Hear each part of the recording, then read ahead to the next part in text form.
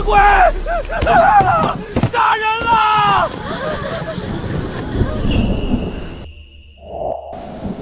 这是哪儿？我不是因公殉职了吗？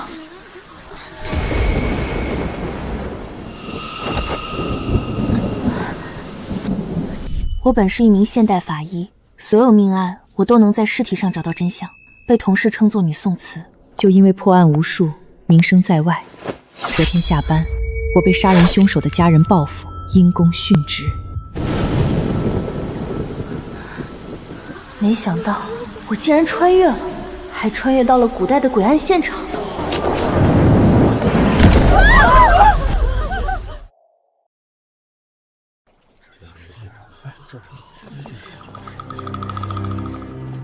头儿，他叫叶彩棠，是玲玲的邻居，也是玲玲的好朋友，应该最了解玲玲的近况了。我是六扇门捕头夏月，我问你，玲玲最近可有遇见诡异事件，或者撞邪之类的事情？正常的凶杀案，衙门就能处理，但这案子却是六扇门来处理。看来他们也认为是鬼魂杀人。可是这世界上哪有鬼？据我所知，并没有。大人莫非觉得玲玲真的是被鬼魂杀死？你不是亲眼所见吗？虽然现场的确很诡异，但我确定，绝对不是鬼魂杀人。所谓鬼案，不过是有人装神弄鬼罢了。哦，那你说说，那没绑在房梁的绸缎是怎么杀人的？这我暂时不知，但大人若是能让我看一下尸体，或许我会找到线索。不必了，检查尸体是仵作的事，自由我们去做。王头，送他离开吧。大人，我就是仵作，你就让我看一眼尸体吧。这个年代，鬼魂杀人一旦深入人心，就很难改变。不能把希望寄托在六扇门，毕竟林玲是原神最好的朋友，希望能在现场帮他找到一些证据。难道是凶手回来看现场了？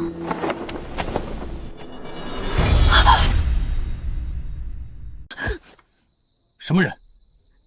夏大人，是我。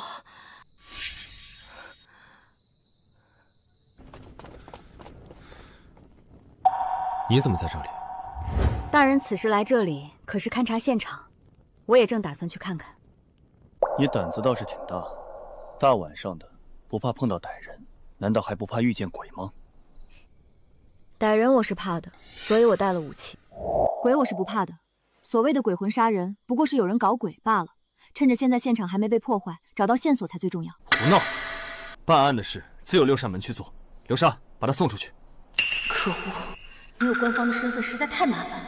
大人，你就让我跟着吧，我是仵作，也许能帮到你们的。姑娘，我当差这么久，还没遇见过女仵作。大人这也是担心你的安危，别胡闹了，赶紧走吧。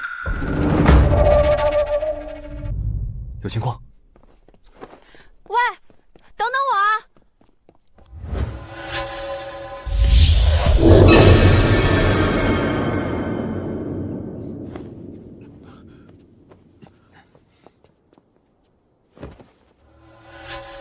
又吊死一个，还是一身红衣，这是要变厉鬼的节奏啊！此处诡异，流沙，快把那个谁送走！大胆！谁让你动尸体的？流沙，把他从死者脖子上的勒痕看，确实是被吊死的。这里就是第一案发现场，死者并未被移动过，尸体还柔软，没有尸斑和尸僵。鉴于下午这里一直有人，死者死亡时间不超过1个时辰，甚至可能刚死没多久。不是，你真会啊！你怎么知道他是吊死，不是被勒死后挂上去的，或者被打昏后再挂上去吊死的？看这里，只有1道勒痕，边缘模糊，是挣扎时留下的，证明死者在此时是有意识的。如果是死后被挂上去，就会是2道。这观察能力，比衙门里的老仵作也丝毫不逊色啊！头儿，还去找仵作吗？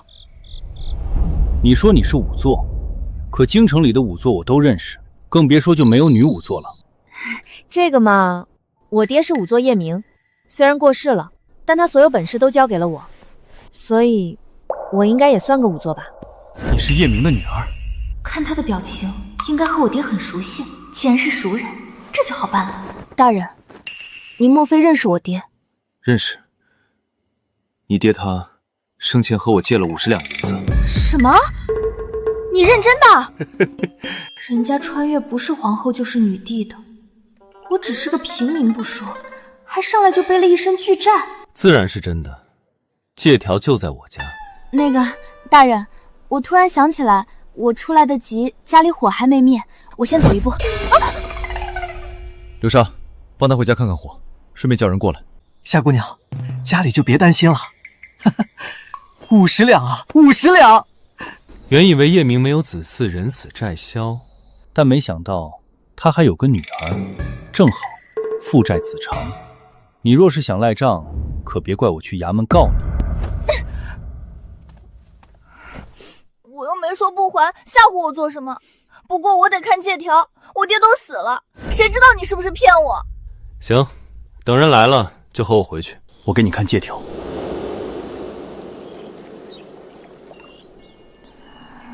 靠着尸体也能睡得这么香，还真是和他爹一样，都是个有趣的人。念在我和叶明认识一场，利息就算了，你只要还本金就行了。我身上没钱，但家里有房子有地，还有些家具，大人若是急，可以先拿去。房子都给我了，你住哪里？欠债还钱，天经地义。我可以去要饭，睡桥洞。夏大人放心吧，每天要到的钱，我就买个馒头，剩下都攒着还债。我也不是这么残暴的人。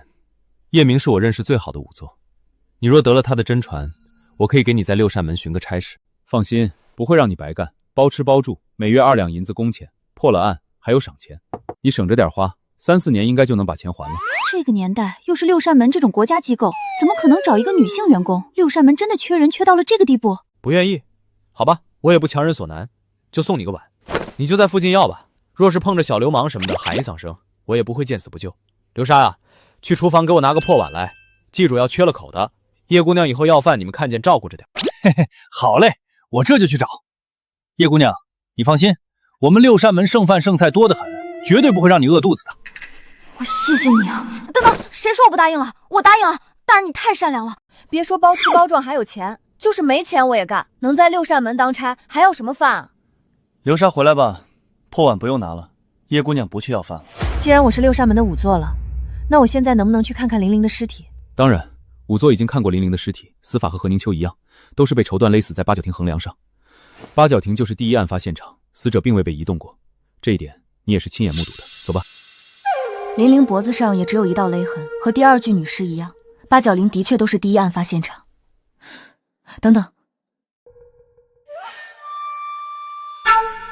这不是淤痕的颜色，是蹭上去的颜料。流沙，去把勒死何宁圈的黑绸带拿来。是。你们看，这一根怎么摩擦都不掉色，是上等绸缎。但勒死玲玲那根遇水会掉色，两根凶器的质量天差地别。也就是说，凶手可能是2个人。没错，这可能不是连环杀人案，而是模仿作案。凶手在误导我们。不愧是叶明的女儿，厉害。谢谢大人夸奖，我一定会继续努力，好好表现。流沙，安排人去荷花池，就算把水放干，荷花拔光，也要找到勒死玲玲的那根黑绸带。王统，去查孟家和买家卢外北，还有和宁秋有关的人，一个都别漏下。玲玲到底是怎么死的呢？那么多目击者，原主当时也在，却没看到凶手，这太匪夷所思了，没道理啊！带子不固定，怎么可能会勒死人呢？叶彩棠，你干什么？不想干就说，我还不至于为50两银子逼死一条人命。我没要死啊，我在模拟案件现场呢。这么紧张我，不会是喜欢上我了吧？呸呸呸，这又不是偶像剧，我想什么呢？我路过时看到外面的影子，还以为你要……算了，不说这事儿。袁伟茂找到了，你赶快跟我去审袁伟茂。哦，大人，你会修门吗？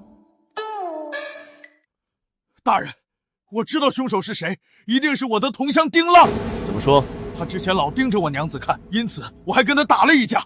后来我们搬来京城，他竟然也跟来了，这能是巧合吗？他和我娘子绝对有事儿。对了，我家攒的50两银子也没了。那丁浪不但好色，还嗜赌成性，肯定是我娘子被他哄着拿走了。来人啊，立刻抓捕丁浪！大人，丁浪失踪了，家里翻得乱七八糟。我们查了赌场、青楼、酒楼都没人见他。赌场还说他欠了100两银子，也在找他。这是畏罪潜逃了吧？何宁秋拿了家里50两给他，他不满意，争执中杀了人，所以跑了。你怎么看？虽然丁浪是有动机的，但是无论是丁浪住的地方，还是何宁秋住的地方，离案发地点都太远了。我实在想不出有什么道理，他们会走到那里去。当天还下着雨，何宁秋出现在那里，一定还有一个我们不知道的理由。走，去丁浪家看看。王统，去买点包子，总不能饿着肚子干活。小叶要什么馅的？有猪肉的、羊肉的，还有韭菜鸡蛋豆腐粉丝的。肉，我要肉馅的。太好吃了！穿越过来几天了，终于吃到肉了。个肉包子而已，至于这么激动吗？看来他爹死后，他的日子并不好过啊。那个，以后你别去伙房吃饭，跟着我吃吧。真的？尊的，什么稀奇古怪的话？大人，您真是太好了，我一定认真工作。是你们翻的？不是，真不是我们。我们之前催债就打了丁浪一顿，真没翻过他家里。会不会丁浪身上有什么家传宝贝，或者捡到了什么宝贝被人盯上了？还真有可能。这屋里应该是丁浪自己翻的。自己？何以见得？如果对方真的要仔细搜，撕开被子就一定会把棉絮拽出来，而这被子只是象征性的撕开了一道口子，目的应该只是为了制造被人追债逃走的假象。还真是，夏大人真聪明，观察细微，心思敏捷，真厉害。低调。我去，竟然有人比我拍马屁还快，以后压力山大啊！大人，城外破庙发现一具烧焦的尸体，疑是丁浪。立刻叫上和丁浪相熟的人前往认尸。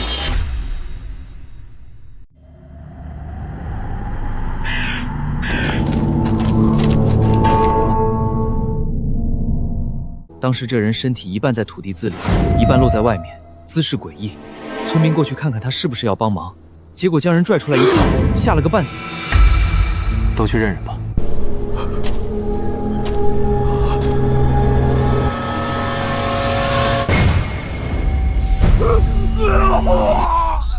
认不出，都没脸了，怎么认啊？大人，这别说我们，恐怕就是他亲妈来了，有认不出了。不过这衣服我确实见丁浪穿过，一模一样。不要逞强，虽然你学过许多验尸的技巧，但是耳听为虚和见着真人可不一样。这烧死的和吊死的也不一样，尤为恐怖。放心，1个月2两银子呢，为了钱我可以的。正常被烧死的人，尸体都会呈拳斗姿势，鼻腔里会有大量泥土，但是这具尸体没有，说明他是死后才被焚烧的。烧了脸，明显就是不想让人认出来。尸斑按压后略变色，腹部开始变色，皮肤出现水泡，死亡时间在20个时辰以上，也是何宁秋离开家失踪死亡的时间。这就叫专业，小叶厉害了啊！这不算什么。如此恐怖的焦尸，他竟能如此坦然，这胆子，这能力，还真是虎父无犬女。致命伤在这里，枕骨有一处凹陷，被坚硬有棱角的东西砸的，很可能是石头。凶手可能是即兴作案，所以没有提前准备趁手的武器。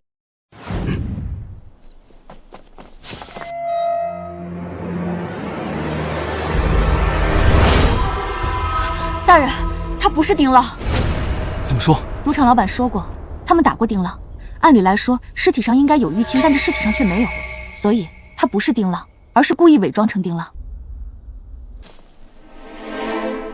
尸体不是丁浪，却穿着丁浪的衣服。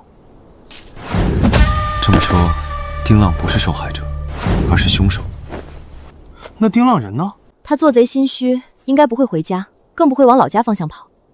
而且他有毒瘾，若真遇到了洪财，这种人就算逃跑，肯定也会管不住手的。王统，立刻派人去查周边的赌场。小叶啊，感情你这青菜豆腐是专门给我们叫的啊？你是一口不沾啊？刘哥，你不懂，我还在长身体呢。下午去给自己买2身衣裳，再买点好吃的。以后跟着我在六扇门当差，不要像刚要完饭一样，我丢不起那个人。大人，这不会从我工钱里扣吧？工费。大人，你真帅。低调。请问最近有人见过这个吗？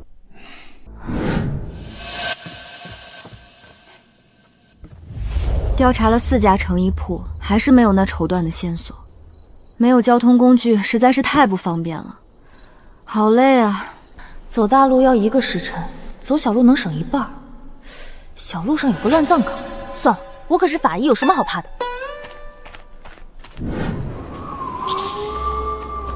我又不是鬼，跑什么？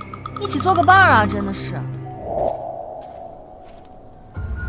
林玲还是新坟，不会就是林玲的坟吧？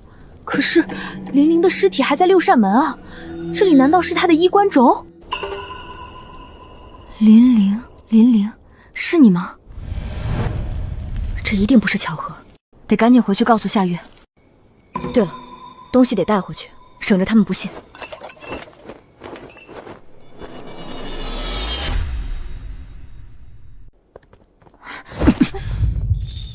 你去哪儿了？这么晚不回来，也不打声招呼，你知道大家都在找你吗？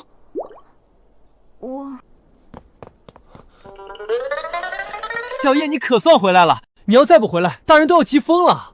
哼，关心每一个下属都是应该的。大人啊，大人，你就口是心非吧。我没有乱跑，我去查那条绸带了。不是让你去买2身衣服吗？一个人去查什么？有什么想法不能跟我说一声？就算要去查，你也带2个人。六扇门是没人能跟你去吗？这也没什么危险，所以我就……什么叫没危险？京城虽然看起来安全，但你也不看看这几日死了几个人。你一个小姑娘，又没个功夫，大半夜在外面乱窜，就不怕碰到凶手？大人消消气，小叶这不是回来了吗？人也不是出去玩，是办正事去了，没事就行。他知道错了，下回肯定不敢了。大人别说了，姑娘脸皮薄，不像我们似的随便骂，一会儿哭了，看你怎么哄。哎，这俩人怎么这么让我操心呢？大人，我错了，我以后再也不那么晚出去了。如果有什么事情，一定第一时间汇报，然后再喊2个捕快大哥一起。哼，知错就好，下回注意。还没吃饭吧？给你留了，快去吃吧。大人，你真好。对了，我这次还有意外发现，我发现了林玲的坟，而且还有人在祭拜。你说什么？小叶，这是祭拜死人用的，你给带回来是不是不太好啊？不要紧，我都打了招呼的。跟谁打招呼？林玲啊，还有他的邻居们，他们都默许了。默许就是不反对。大姐，坟茔里都是死人，要是真有人反对，那就真闹鬼了。哎呀，没什么的，明日我再带点祭品过去，给他们补上。大家都是明事理的，我们也是为了追求公道，想必他们不会计较太多。好有道理。大人，如果那真是林玲的衣冠冢，那个祭拜的人很可能就是凶手。我们可以从这些祭拜用品下手，没准能找到线索。有道理。刘尚，立刻去户部查查附近所有叫林玲的人有没有刚刚下葬的，如果没有，那就开棺。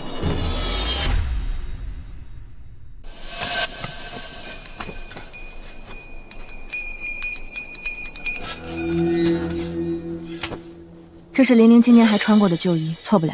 去小岗村，挨家挨户的查。这2天谁买了元宝纸钱，谁半夜出门都对上了。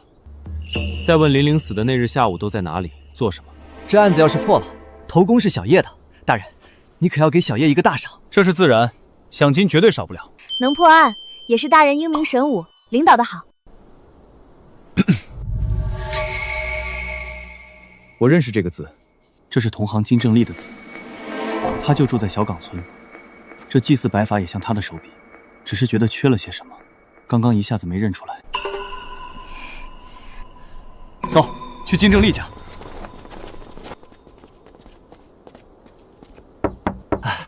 是六扇门的官爷，快请进，快请进。不用了，金正丽，有个问题问你，希望你如实回答。是不是有人让你在乱葬岗给林玲立了一个衣冠冢？不是谁让我做的，是我自己立的。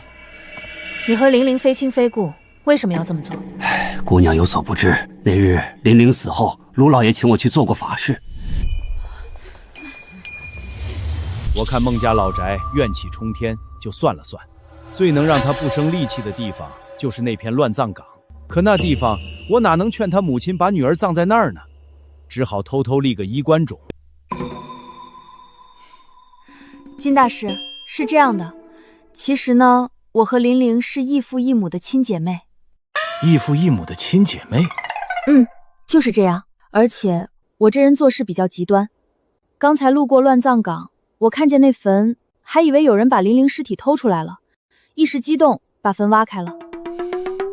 我不知道您的想法，所以祭品也弄得七零八落的，还要请大师赶忙去修补一下，别坏了你的风水局。好，我去弄。刘哥，你带人陪着金大师去吧，我不敢去。刚才从那儿出来，我就觉得身上凉飕飕的，也不知是不是他在怪我。你会害怕？今天天气真好，谢先生也要出去转转吗？对，是应该出去转转。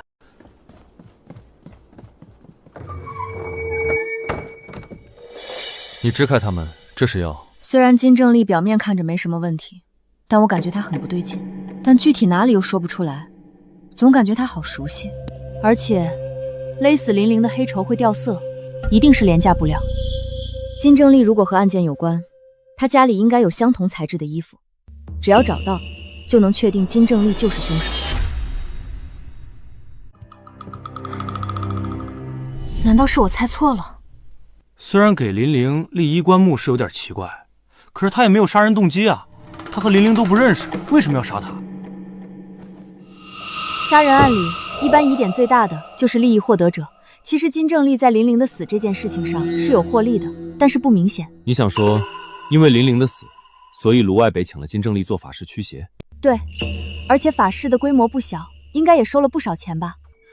流沙之前就调查了卢外北近期的金钱往来，卢外北说，金正丽和他是多年老友，所以没有收钱。金正丽这么大方吗？看着不像啊。你们等等，我去打听打听。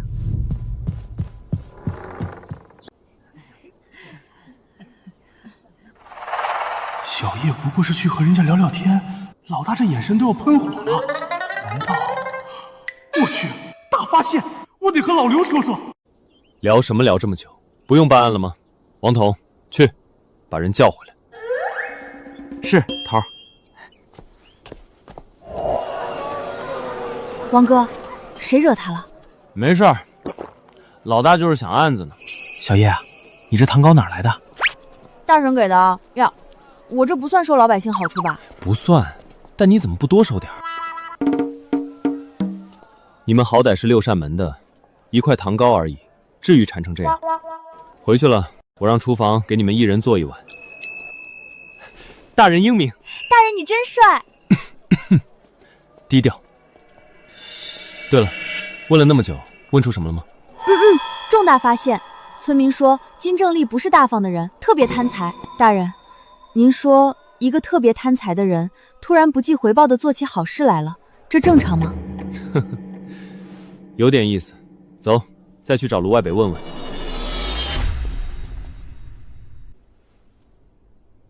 你对金正丽了解多少？金大师挺好的呀，本来请他做法事是100两，但看在朋友一场的面子，他没收钱。后来宅子又出了人命，他说要做大法事，连做7天，也只收了我100两。一场法事100两，这一行这么赚钱的吗？怎么想改行了？要不要我和谢芷说说，让他收你当徒弟？怎么会？我跟随大人，那是为了替死者鸣冤，抓凶手伏法，那岂是区区100两可以比的？那是功在当代，利在千秋的正义啊！哼，算你觉悟高，以后离那个谢芷远点，别染上坑蒙拐骗的坏毛病。人家又没骗我们，还帮了大忙的。你还顶嘴？没，都听大人的。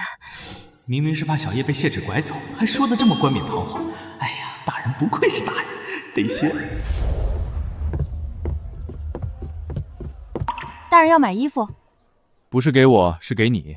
上次给了你钱，你一件衣服没买，跑去乱葬岗逛到半夜。你看你这衣服破的，是打算以后在六扇门里兼职要饭吗？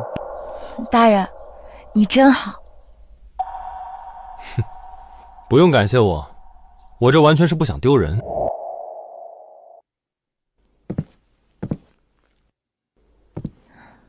这些布料摸着好舒服啊，不会都很贵吧？这料子，这手感呀！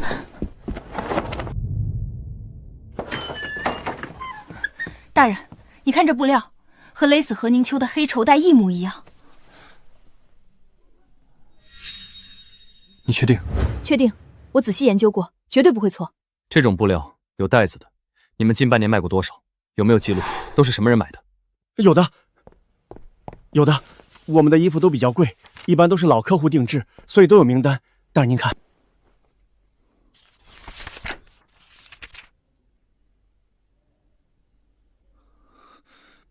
王统，立刻回去卢外北家搜。是。大人，这衣服很贵，我还是换一件便宜的吧。叶彩棠，你真是我的福星，一件衣服算什么？掌柜的，再给他选2件最好的衣服。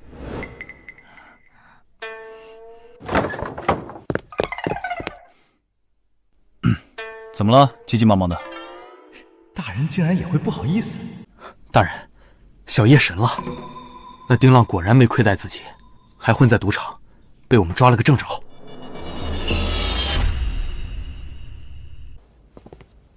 大人，那丁浪就都招了。他当时被赌场追债，就想去袁伟茂家里借钱，结果碰巧遇到了何宁秋与人偷情。那他看到是谁和何宁秋偷情了吗？没有，那人跑得快，没看清。他以此要挟，和何宁秋要了2000两银子，没想到何宁秋真的给了。后来他害怕被杀人灭口，就跑了。结果，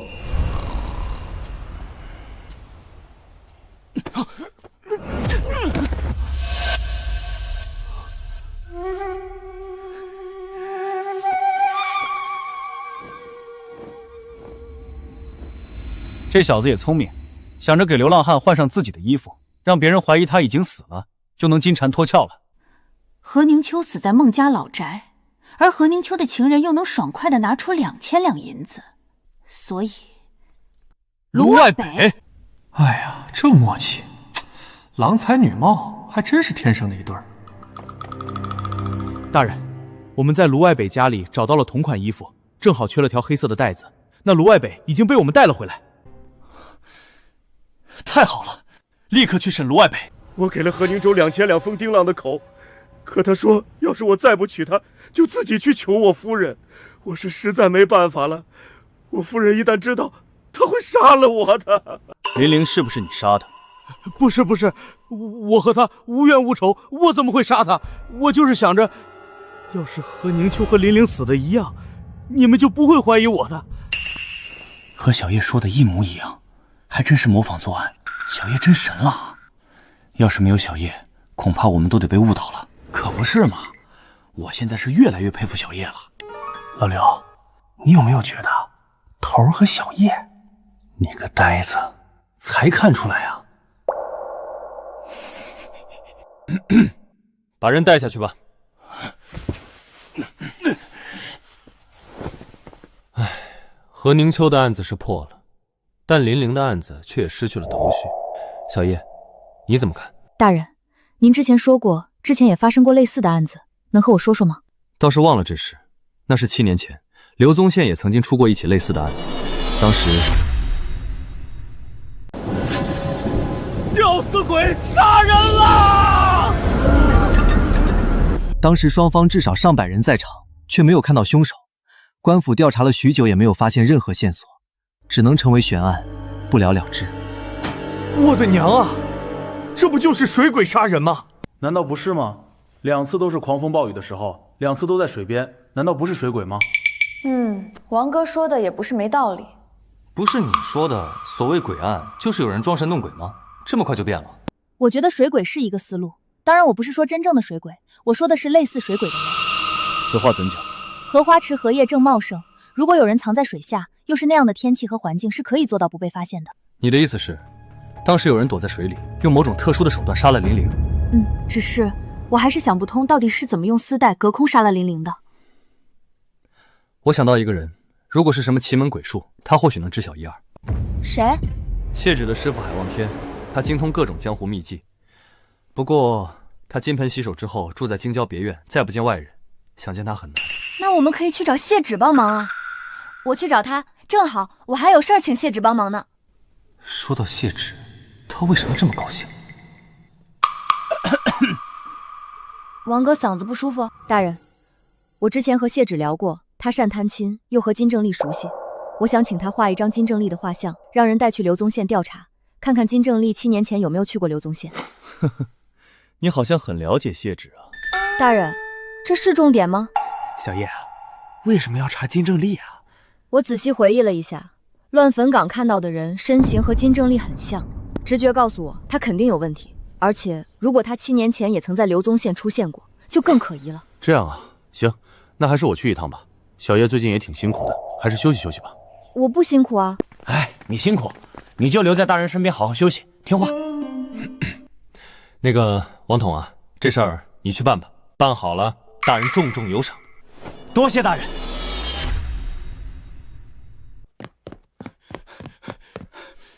小叶，你真是神了！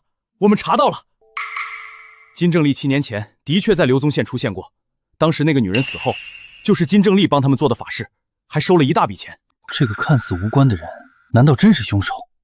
对了，海望天那里怎么说？海望天说，在江湖上有一种特别的丝线，无色坚韧，十分珍贵，很多行走江湖的人都会用这种线做些绝活。还有这种东西？那么细的线，确定能承受一个人的重量？我试了一下，全力之下根本就拉不断。鱼线，是鱼线，我怎么把它忘了呢？可恶，我竟然忘了鱼线，都怪潜意识觉得古代没有这种东西。鱼线？明白了，全明白了，根本就不是鬼魂杀人，而是有人躲在水里，远程用那种透明的丝线绑在绸缎上杀人。若是白天，丝线反光，可能还会注意到，但2次鬼案都是狂风暴雨，视线模糊，根本不可能看到那么细的线，这才造成了鬼魂杀人的假象。这种线极为珍贵，凶手肯定不舍得丢弃。若是这样，只要我们在金正丽家找到这种线，岂不是就能确定金正丽就是凶手了？大人，抓人吗？金正丽嫌疑虽大，却还缺有力实证。此时将人抓来，他若抵死不认也是无法，而且还会打草惊蛇。一旦东西被他扔了，就再无证据了。大人，不好了，金正丽死了！我去，不会这么巧吧？什么？怎么可能？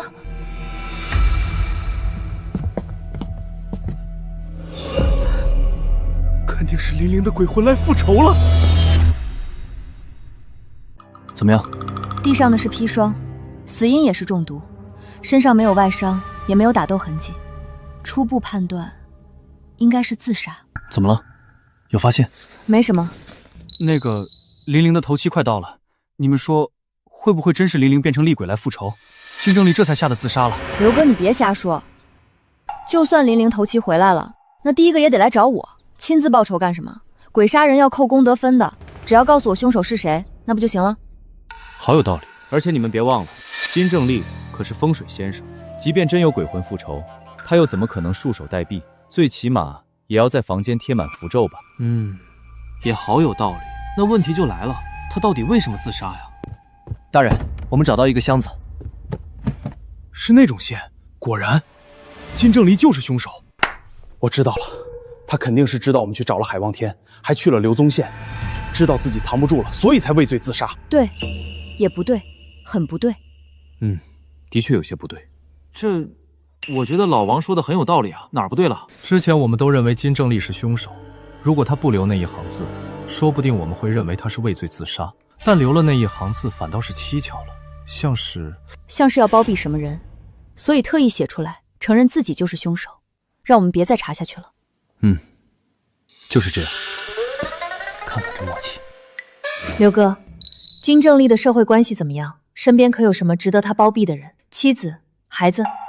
金正丽一生未婚，有一个徒弟叫杨有昌，关系并非多密切，都是给钱干事，不像是值得用性命顶罪的样子。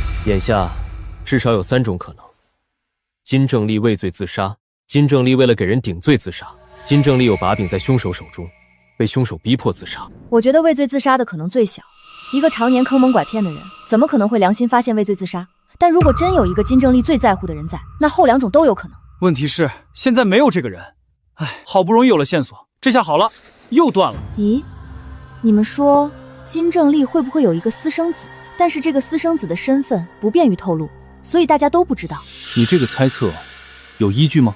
我以前就听说过这样的事情，说是一个男的，他的朋友总是给他儿子钱，还总给他儿子买好吃的，他就怀疑这儿子不是亲生，结果还真不是，然后他痛下杀手。你的意思是金正丽给人戴了绿帽子，所以……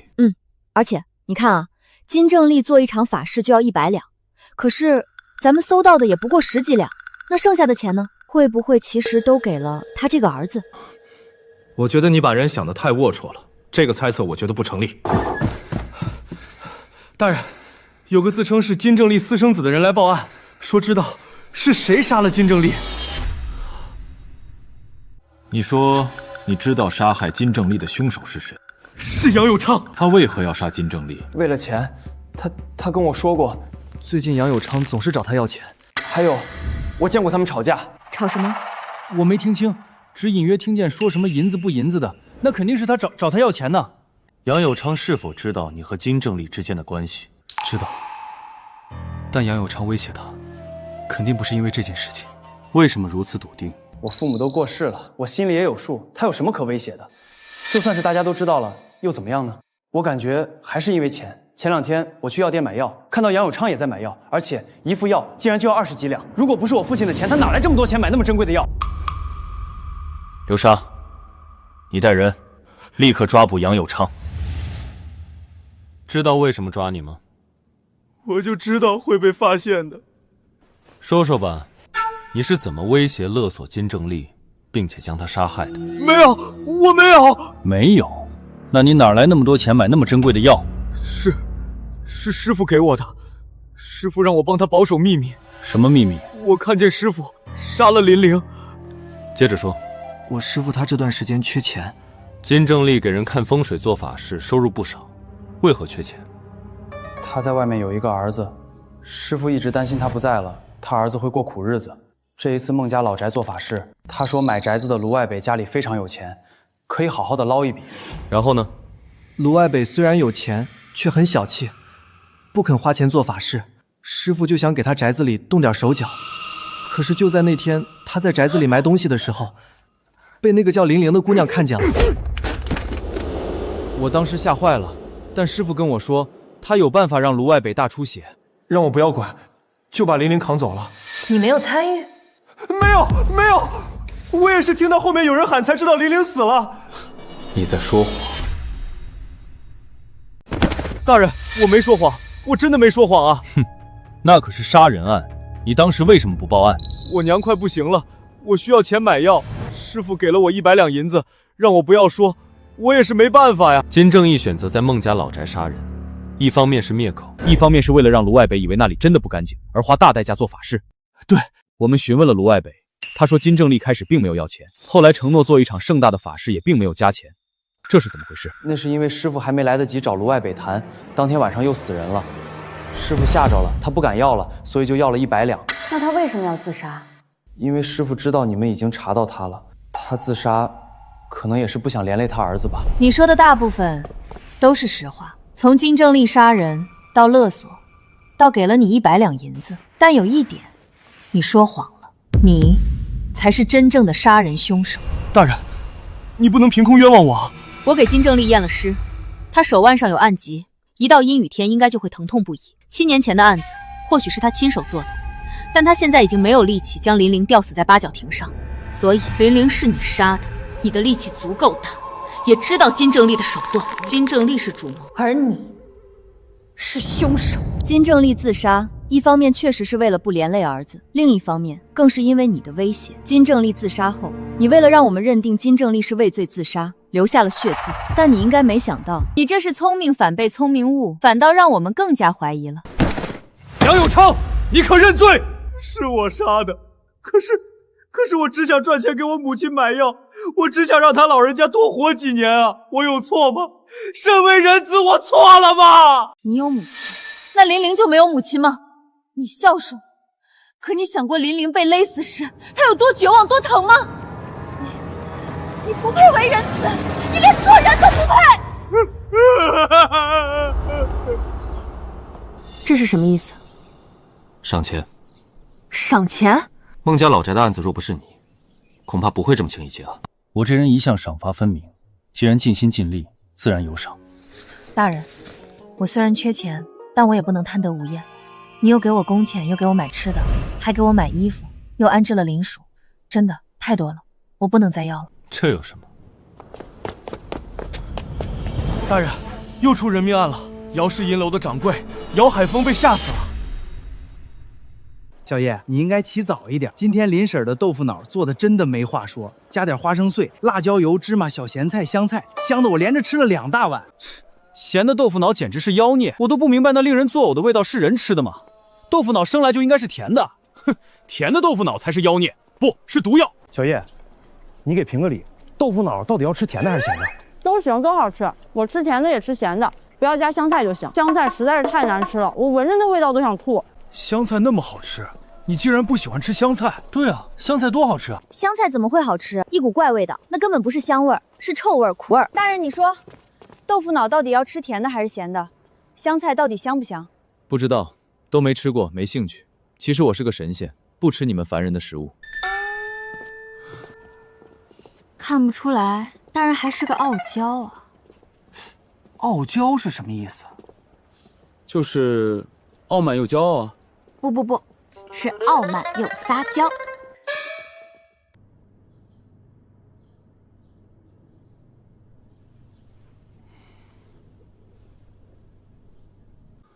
你把令尊当时的情况仔细跟我说一遍。是在今日寅时，大家都还没醒。父亲昨晚住在八姨娘的屋子里，据八姨娘说，父亲是半夜突然惊醒的，好像是做了噩梦，醒来的时候便是一身的冷汗，说要喝水。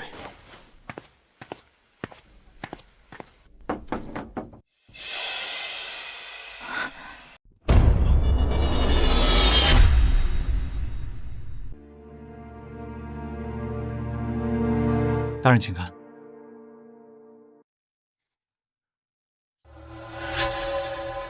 父亲一贯不信这些东西，我不明白他书房里怎么会有黄符，但这黄符也不能证明什么，总不能说亲是被诅咒而亡，这太荒谬了。也是因为此，我才报了案。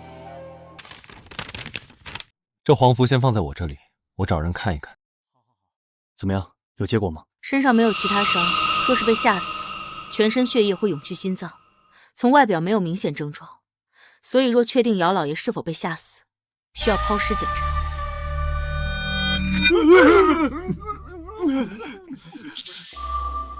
目前从令尊遗体上看不出太多线索，我想去看一看他昨夜休息的房间，还有，我要见一下令尊的八姨太。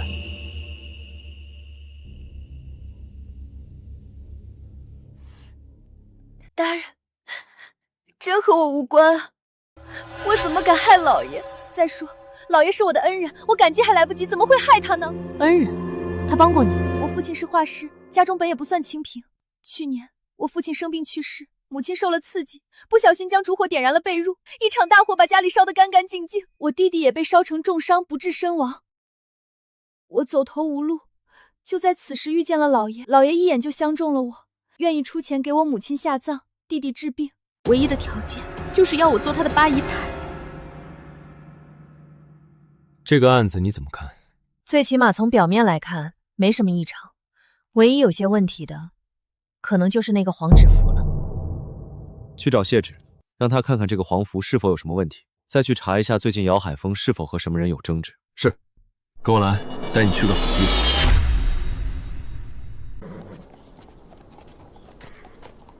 学骑马，以后出门办事会很多，不会骑马太不方便了。这里有马场，虽然不大，给你练练足够了。好呀好呀，我早就想学了。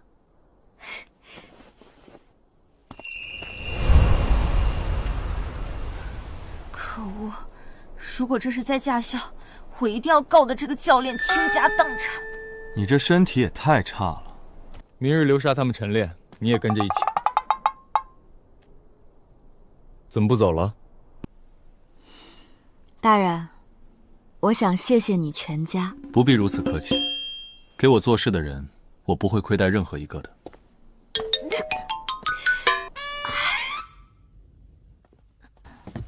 小叶这是怎么了？掉沟里去了吗？小叶去学骑术了啊？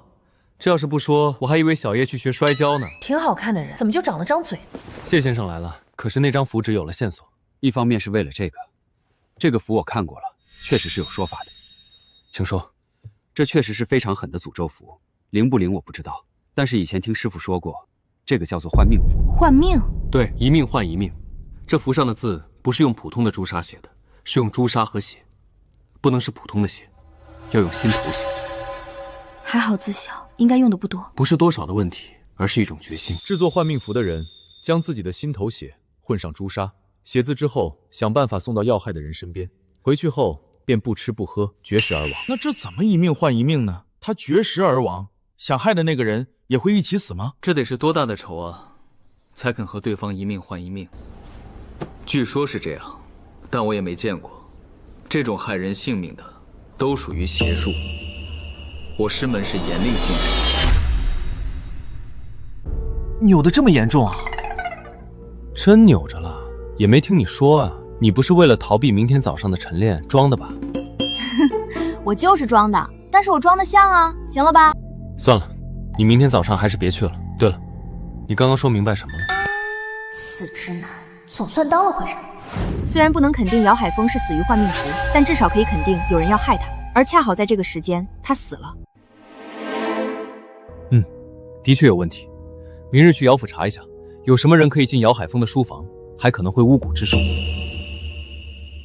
对了，夏大人，师傅托我给你带了一封信。海前辈给我带信。小叶，你别动，我给你按一下。我会推拿柱骨的，技术非常好。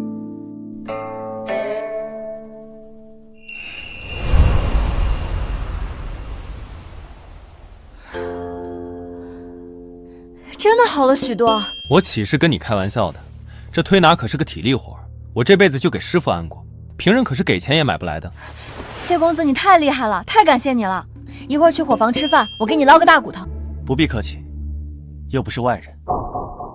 不是外人。从明天起，谢芷就是六扇门的师爷。海先生帮我们破了鬼案，唯一要求就是让谢芷来六扇门历练。这个忙我不能不帮。啊！我也没有办法，师命难违。可恶的夏月，一点都不懂得怜香惜玉。要不是打不过他，好想揍他。这是干嘛？叶姑娘，夏大人让我们给您送沐浴的水，还有这个，这是胡血止痛、舒缓筋骨的草药，让您泡上2颗钟。这是开窍了，算你还有些良心。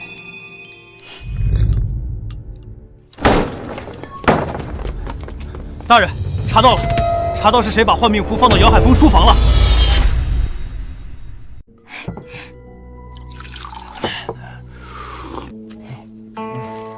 老刘，你说我快饿死了。是城郊南山的一个安堂的如慧师太。姚海峰出事前几日，他来过一次，而且还在院子里消失了一段时间。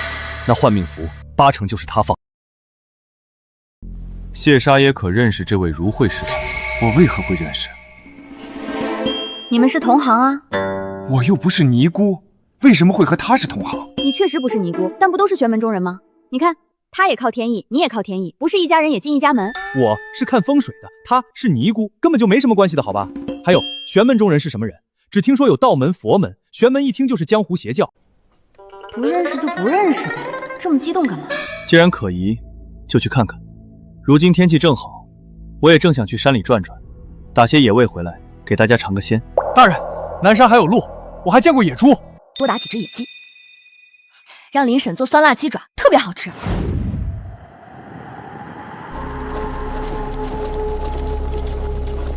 尼馆里都是女眷，你们这么多男人这会儿过去，会不会不好？就在附近找个地方过夜吧，不然带着这些猎位，你是打算在静心庵院子里烤肉吗？你是觉得出家人真的不打人吗？佛家还有斗战胜佛呢，要是惹急了，大约是打的吧。你们过来看，庵堂里有情况。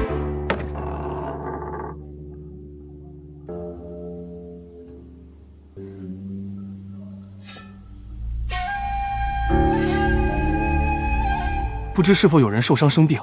大人，要去帮忙吗？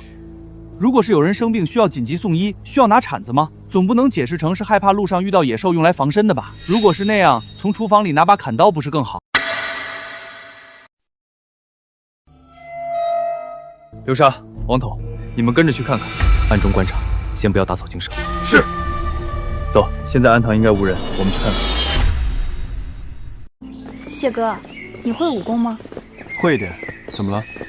没事儿。都是人，谁也没多长一双翅膀，凭什么他们就会飞来飞去？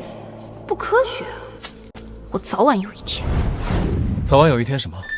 没什么，我早晚有一天要解剖一个会武功的，看看你们到底有什么不一样。小叶想学武功，想学武功，这会儿学来不及了，而且你也吃不了那苦。学骑马哭的半个京城都听见了。要是学功夫，一定会有老百姓去六扇门吊一排告你扰民的。大人，我一定会尽快学会骑马的。要是学不会，我就去六扇门口吊一排。你一个人怎么吊一排？再说吊一排就能学会了？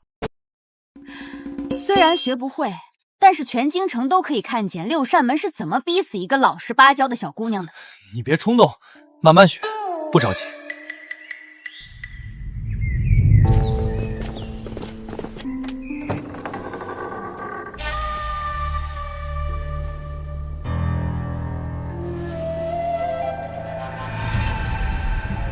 可能是刚才那个被抬出去的人的血。有没有可能是什么人在山中受伤，被他们收留？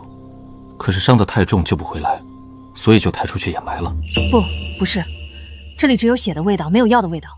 如果有人受伤被救，除非是救回来立刻就死了，要不然的话肯定要救治。先回去，等王统他们回来再说。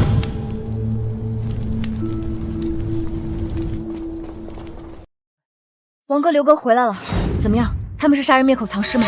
还真不是。虽然没看清埋的是谁，但是他们说的话我们都听到了。说的什么？大概意思是，一个姑娘家，脸被野兽抓成这样，怪可怜的，还念了段超度经文。这么说，这个师太还真是个好人。耳听为虚，眼见为实，与其猜来猜去，不如……小叶，你又要去挖坟？仵作就是仵作，年轻的女仵作也一样。挖坟这种事情，都一回生二回熟了。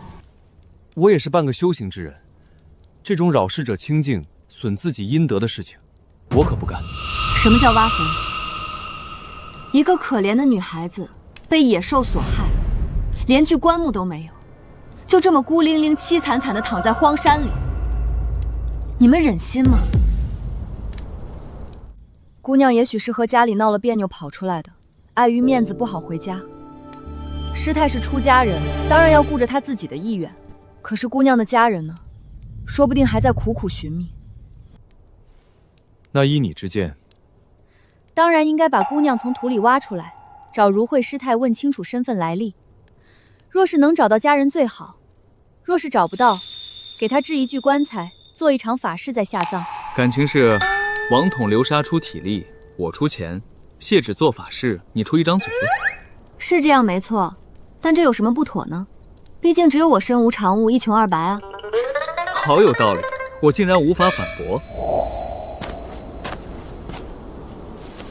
从这伤口的角度看，这一刀确实是自己捅了自己，是自伤，而且有重复伤。怎么说？有部分伤口边缘已经开始化脓，但是致命的这一刀是新鲜的，所以我觉得基本可以判断，这个姑娘是自己取的心头血。心头血？这么说，姚海峰的死可能和这个姑娘有关。这绝不是巧合，而且这个姑娘应该是在知道姚海峰死之后，她也自杀了。我想给她好好检查一下。虽然我不知道你叫什么名字，但是你别害怕，我不会伤害你的。我只是看一看。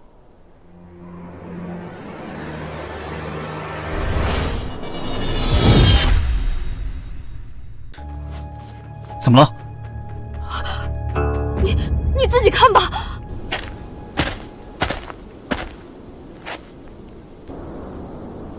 怎么会有如此伤痕？他是否生前被人虐打？这不是鞭子抽打出来的痕迹，像是野兽抓的，还有一些应该是藤蔓刮的。这些伤痕已经全部愈合了。这么重的伤，再看他如此瘦弱，一定没有得到很好的营养。从疤痕的增生情况来看，我推测他受伤的时间至少在2、3个月以上。这个姑娘很可能是跌下山崖，然后受到了野兽的攻击，但是侥幸未死，可是身上的这些伤痕却永久的留下了。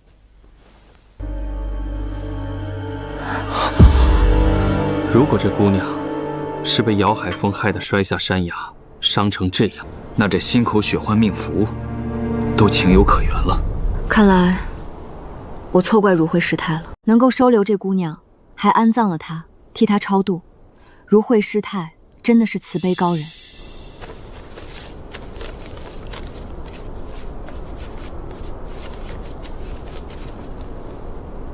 这姑娘的后事我来办吧，我会好好超度她的，你们放心。那这里你处理一下，王彤打个下手。我们去一趟清心山。我们是六扇门的，有些公务想要询问一下如慧师太。大人有什么事情，尽管问吧。这是师太的东西吧？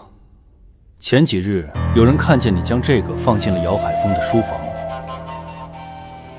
是，这是贫尼的东西。如慧师太可知姚海峰已经死了？我知道。那师太是否应该对我解释一下，这换命符是怎么回事？这换命符啊，其实它和姚海峰的死一点关系都没有。大人难道相信这种无稽之谈？将一张纸放在一个人身上，就能左右他的生死？师太，现在是我问你，不是你问我。六扇门查案，还请师太如实相告。请稍后。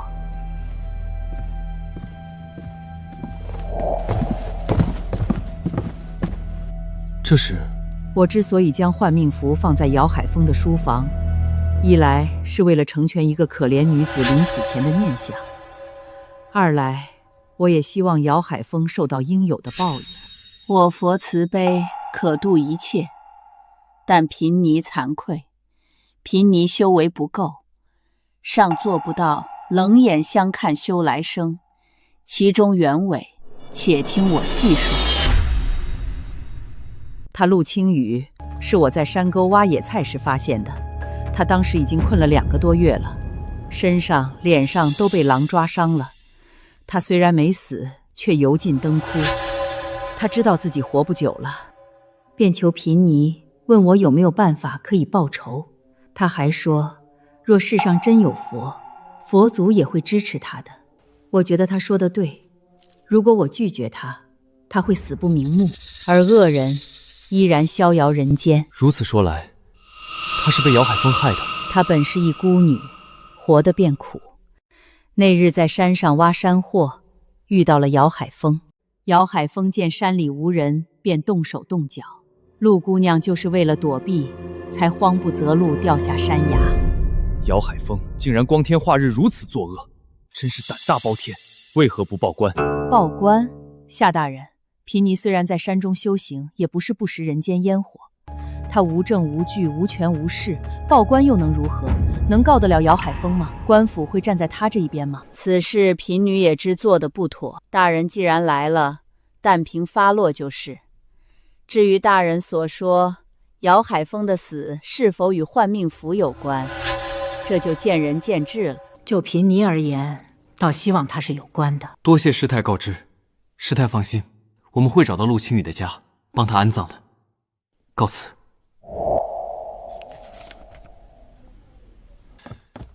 大人，我们在陆青雨家中发现了很多人物画，是同一个人，但很奇怪，都没有脸。我们就打听了一下，你猜怎么着？别卖关子。画上的人叫柳胜阳，据说他经常来找陆青雨。更关键的是，这个柳胜阳是萨佑新的师兄。萨佑新家逢大郡，无奈嫁给姚海峰。陆青雨又是被姚海峰害死的。这个柳胜阳又是萨佑新的师兄，和陆青雨又可能是情侣关系。这难道是巧合？如果很多巧合在一起，或许就不是巧合了。刘莎，立刻去找这个柳胜阳，一定要把他找到。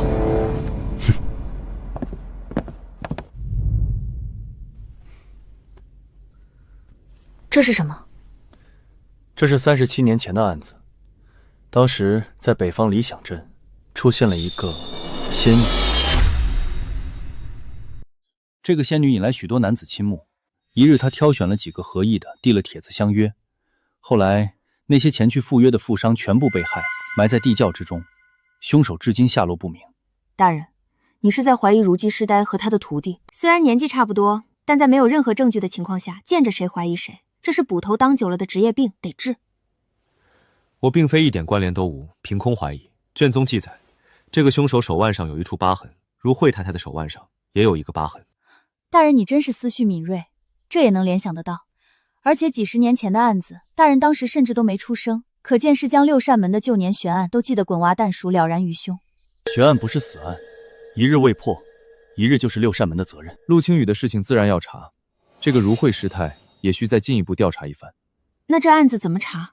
而且会很危险吧？能杀那么多人，这个凶手是不是武功很高？那倒未必，恰恰相反，武功不够才用美色凑。如果武功足够高，想赚钱太容易了，想杀人也太容易了，何必还如此谋划，遮遮掩掩，隐瞒卖笑，刻意讨好？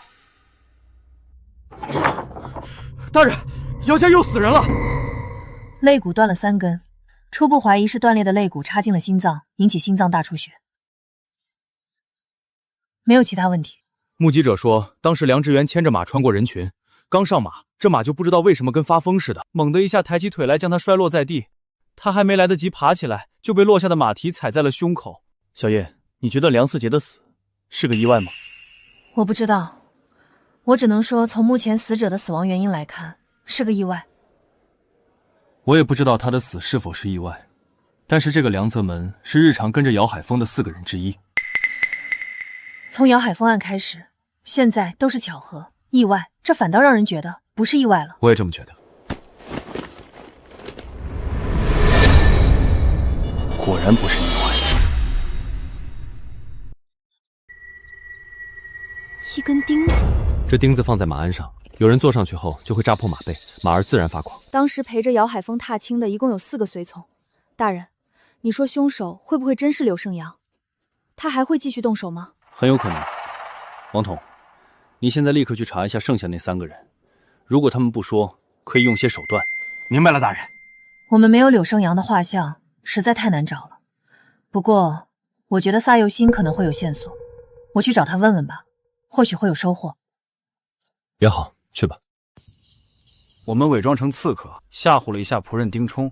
这家伙虽然吓得半死，但就是不肯说当时在南山发生的事情。再上点强度。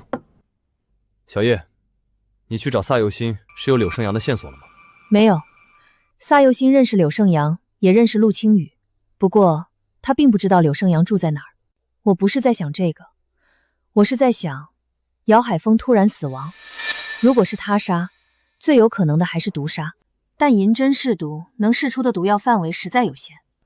你的意思是，他中了查不出的毒？对，姚海峰看起来没有中毒迹象，那么很可能是中了某种慢性的毒，比如麻黄、生麻、甘草、当归、半边灵这些，长时间小剂量服用会引起心悸等毛病。我今天去找萨佑新，还查到他有癸水不调之症，经常会吃药，其中就有当归。这应该就是巧合吧？当归这药，我记着很多药方里都会有吧？六哥，你想想，自从姚海峰的案子发生以后，已经有多少巧合和意外了？所以，你觉得姚海峰其实是萨佑新杀的？只是怀疑。明天我再去找一趟萨佑新。大人，是出什么事了吗？八姨太，你还有什么想说的吗？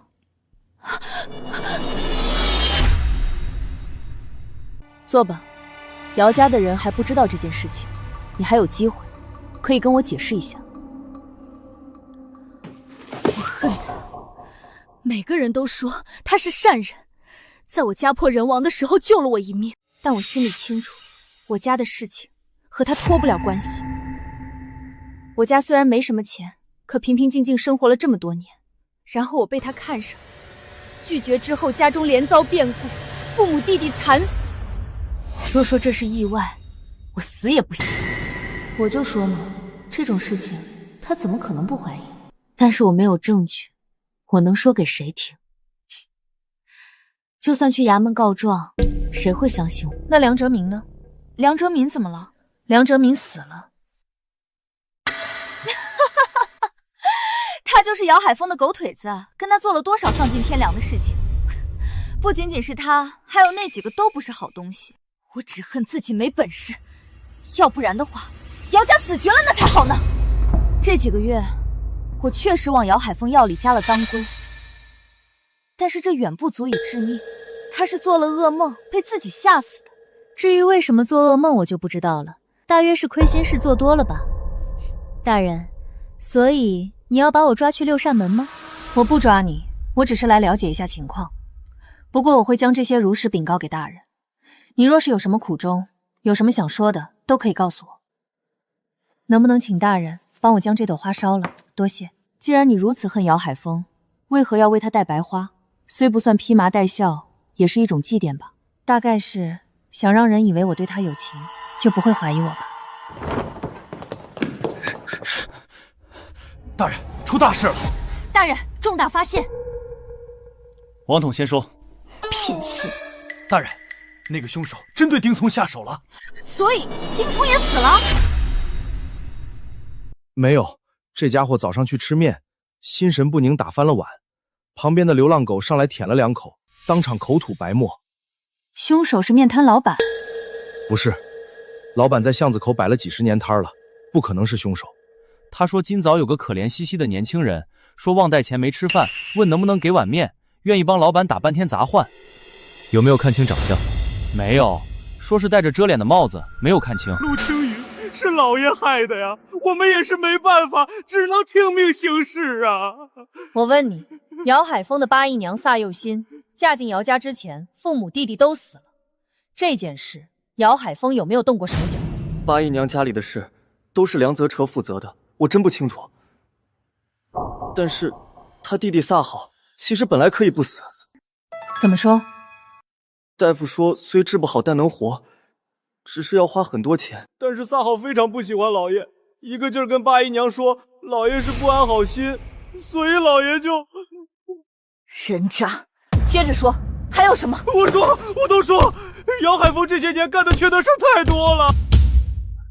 大人，这案子怎么办？丁聪3涉辱罪在身，按律当斩。那萨幼欣呢？萨幼欣的所作所为，并没有直接杀死姚海峰。若姚家不追究，本官也可以不追究。大人，你真的是一个体恤民情、善恶分明、有情有义的好官。少说没用的，我还不知道你翻脸比翻书还快。怎么会呢？这会儿办的事儿合你心意，夸我是好大人；一会儿吃饭林婶给我盛的肉比你多，你都要在心里骂我仗势欺人。大人，我刚才的话还没说完，我总觉得，就算萨幼欣给姚海峰下了毒，姚海峰的死也不全是因为毒。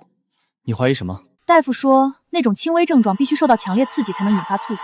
半夜3更，刺激从何而来？总不能真是做噩梦吧？萨幼欣选了下毒的方式，为什么不再忍3个月？等姚海峰中毒更深，发作更自然，他就更没嫌疑了。是什么逼他立刻动手，连3个月都不能再忍？大人，你们看这个。你们干嘛呀？我有话说。站着，别动，就站那说。这是我从姚家拿回来的。光天化日，朗朗乾坤，你们躲什么？小叶啊，这都是死人用的东西，你拿来是不是不太好啊？这不是从姚海峰灵堂拿的，是萨幼欣给我的。你们看仔细点，不一样的。确实和姚家旁人戴的不一样，精巧许多，好像在哪里见过。我也有点眼熟，眼熟，太眼熟了。就是见过。看，这是陆青雨画的，一模一样。萨幼欣说戴这花是为了纪念姚海峰，可他恨姚海峰入骨，怎么会纪念他？他纪念的是陆青羽。如今姚海峰死了，他也暴露了，知道在劫难逃，才了却念想。他们关系不错，萨有心纪念他也是理所应当。可姚海峰死后，萨有心就被关了起来，他怎么知道陆青羽死了？还有柳胜阳，他去找过陆青羽，但都没找到，应该也不知道陆青羽已经死了。可为什么突然对梁哲明和丁聪下手？去找萨有心，他一定知道柳胜阳在哪里。他和柳胜阳是商量好的，同时动手。柳胜阳在哪里？柳胜阳是谁？被你爹害死的那个姑娘的心上人。果然，青羽果然死了，果然被姚海峰害死了。你从何处得知陆青羽的死讯？姚海峰有一日回来后心神不宁，第二天我看见他和丁从几人鬼鬼祟祟说话，偷听到的。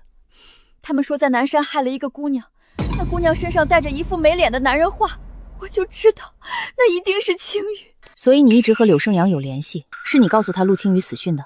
刘师兄去南山找了10几日，生不见人，死不见尘，他整个人都不对了，他要报仇。他打算怎么报仇？我不知道，我最后一次见他，他什么都没说，但我害怕他太着急，做出失去理智的事，所以我想来想去，决定先动手。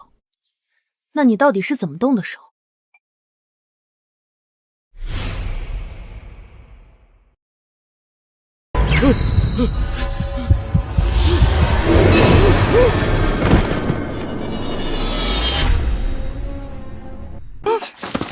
这是谁？这就是被你爹害死的姑娘。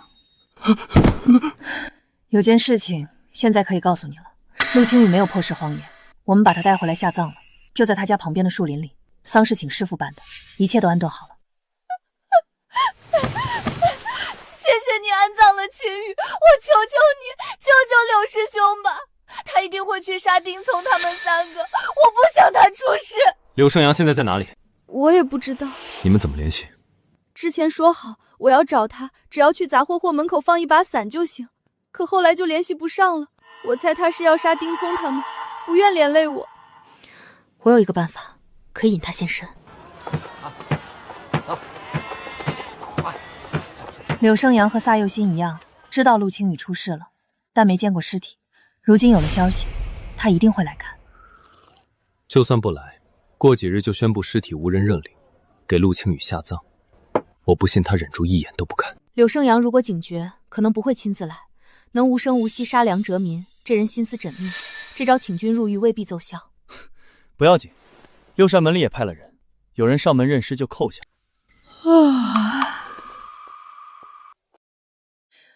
张哥，今天有人来认尸吗？没有，不过来了个姑娘，说姓江，有个邻居姐妹失踪了几日，很担心。那姑娘长什么样子？那姑娘是不是长这样？夏大人，你说啥呀？这不是个男人吗？不对，细看还真有点像，可那是个姑娘，长得很秀气。这柳胜阳简直太狡猾了，竟然男扮女装。唉，可惜了，这次他猜到是局，肯定不会再上当了。大人，我有个想法，我们何必死磕柳胜阳呢？什么意思？小叶，我知道你同情柳胜阳，觉得姚海峰他们死有余辜，但柳胜阳确实杀人了，不能不管。我知道，但一码归一码，柳胜阳杀梁哲民是一案，姚海峰害陆青羽是一案，撒佑新杀姚海峰又是一案，3个案子，我们可以先把前面2个查清楚的结案。那柳胜阳的案子呢？丁聪几人审完判斩，撒佑新怎么判看姚家意思。这2件事一公布，柳胜阳肯定不坐不住。我们手里有丁聪和撒佑新2个鱼饵，不怕他不出现。有道理，现在的局面像一潭死水，我们得继续把水搅浑。你们讨论完了？那我说说我打听到的。幻命符是从宫里传出来的，先帝时有妃子用来诅咒别的妃子，后来先帝驾崩，没生育的妃子出宫为尼，就这么传了出来。这东西也不真灵，还传出来，多无聊啊！还要不要听？听，你继续。本来这些妃子下半辈子该在尼姑院里吃斋念佛，但偏偏有人不愿意，有个妃子就想尽办法跑了。干得好，我欣赏他。如果我50岁，让我在尼姑庵里过下半辈子就算了，但我要是20岁，那肯定不行。要是你们甘心吗？那我们也不是女人啊。女人也是人啊，谁不想自由自在？老王不是这意思，宫妃出宫为尼，这是惯例，自然应当遵循。谢师爷接着说。那妃子娘家是武将，自己会拳脚功夫，很有手段。逃出去后着实抓了一阵，无功而返。据说她手上有一块被火烫伤的疤痕。这跟仙女杀案有什么关联吗？我朋友见过秀女入宫画像，也见过仙女杀凶手画像，有8分像，而且都是手腕有痕迹。从逃跑的宫妃，到身负多起旧案的神秘女刺客，再到深山修行的尼姑，如果如惠师太就是这个人，那我们怎么办？放下屠刀，不等于从前的血债一笔勾销，这事先按住，等手头案子结了再查。姚海峰一案已查明，萨佑新虽曾下毒，但姚海峰的死具有偶然性。因为你们关系特殊，私下将你们叫来，是和解还是追究？有什么想说的，都说说吧。我没什么想说的。我有。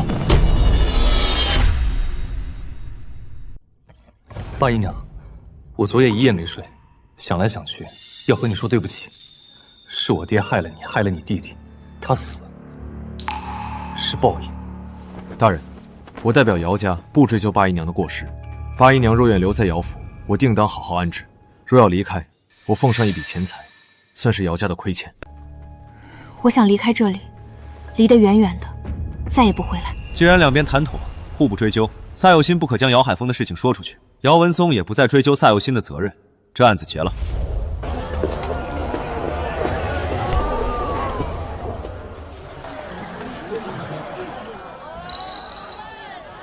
想什么呢？我觉得姚文松这么轻易就答应了和解，有些太简单了，就像是迫不及待在等着我们说一样。可是，不管怎么说，姚海峰可是他的父亲，一个儿子真的能这么轻易原谅自己的杀父仇人吗？他们做银楼生意的，最在乎名声，或许是怕这事情宣扬出去，影响生意吧。可是他为什么就那么轻易地相信了萨佑新？如果有人带着关系到我家族生死的秘密，即便他答应不说，我也不会放心的。放心吧，我想过姚文松可能会杀人灭口，所以派人在暗中保护他。只要姚文松敢动，立刻就能抓人。真的只是如此吗？王哥，你被谁打了？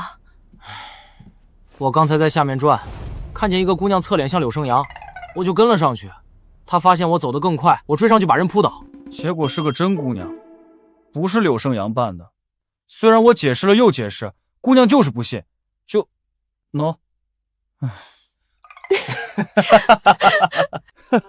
老王，你得感谢人家姑娘心好，不然拉着你去见官，大人都要跟着丢人。你们还笑，丢死人了都。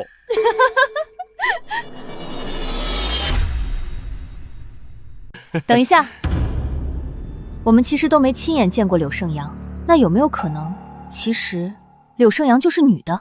不可能吧？他不是萨佑新的师兄吗？和陆青雨又是一对，萨佑新还倾慕他，怎么可能是女人？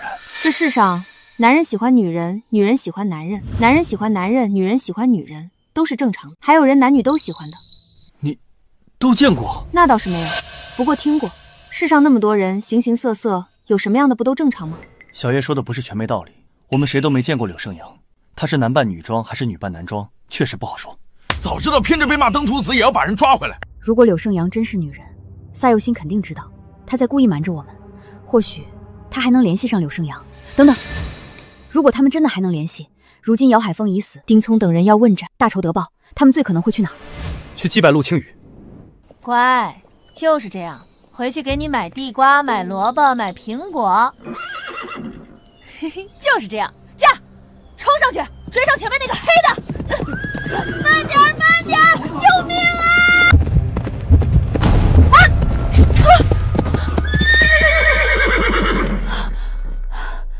大人，我技术还不错吧？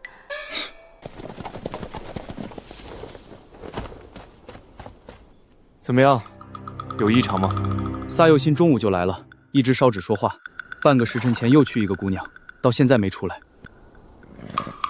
小叶真是神了，他们果然都在这儿。抓人！师兄，师兄你怎么了？你别吓我！师兄你怎么这么傻？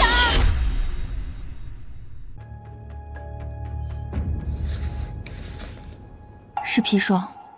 已经死了。为什么青雨死了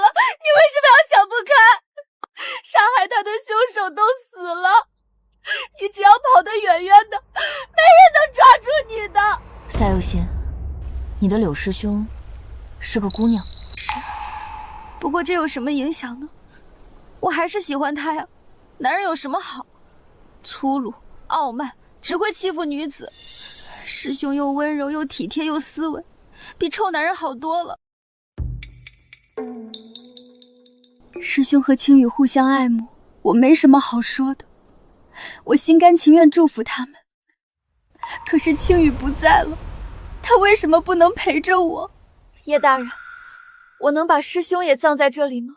他们活着不能在一起，死了就让他们在一起吧。可以，但尸体要先带回六扇门验明正身，之后你来认领，再办后事。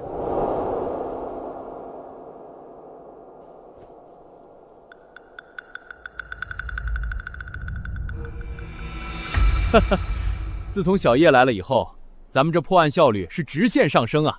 又要赏钱可以拿了，可不是嘛？男女搭配，干活不累。咱们大人的英明神武，加上小叶的聪慧机妙，简直无敌呀！小叶呢？他去给柳生阳验尸了。验尸？这案子不都真相大白了吗？还有什么可验的？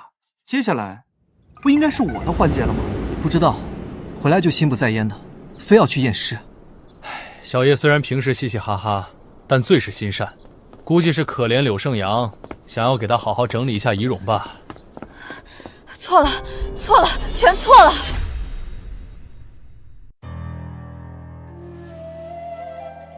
这不就是个普通的祥云图案吗？咦，这应该是化龙寺的祥云。没错，就是化龙寺的祥云。每逢初一、15，香客进香时才会画。梁哲民死那日正是15，柳胜阳应该正在化龙寺烧香。这图案很普通啊，会不会其他人模仿的？化龙寺的金粉彩墨是特制的，别人模仿不来。化龙寺在京郊，起码最快也要4、5个时辰。如果是柳胜阳，当天上午根本赶不回来。没错，所以杀梁德明的根本就不是柳胜阳。我回来时还问过去保护萨佑心的捕快大哥，他说柳胜阳去祭拜的时候什么都没带，那酒菜都是萨佑心带的。所以你觉得是萨佑心杀了柳胜阳？可他为什么要杀柳胜阳？完全没理由啊！也可能是柳胜阳带了砒霜，后来放进酒里的也说不定啊。这2个疑问，我也始终没想明白。我们可以回到案件最初，梁哲民的死，谁动手最方便？姚海峰的死，又是谁获利最多？给马做手脚这事，肯定是姚府的人最方便，比如姚文松。而且姚海峰死了，姚文松就成了新家主。这么看的话，那姚文松也很可疑了。我想起个事儿，那天和老刘我们去姚府调查，听见有人偷偷议论，老爷死了，大少爷总算熬出头了。可不是吗？大少爷怎么说也是嫡长子，可怜支出10几两银子都要被骂，我都怀疑大少爷是不是老爷亲生的。若是这样，姚文松倒还真有了动机，但儿子杀了父亲，这可能吗？我之前就觉得姚文松答应和萨佑心和解太简单了，一个儿子怎么可能原谅自己的杀父仇人？但若真是萨佑心和姚文松之间有什么交易，那就不用猜了，我有个办法。萨佑心和姚文松有没有问题，一试便知。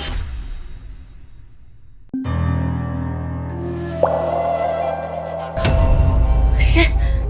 我是姚少爷派来的。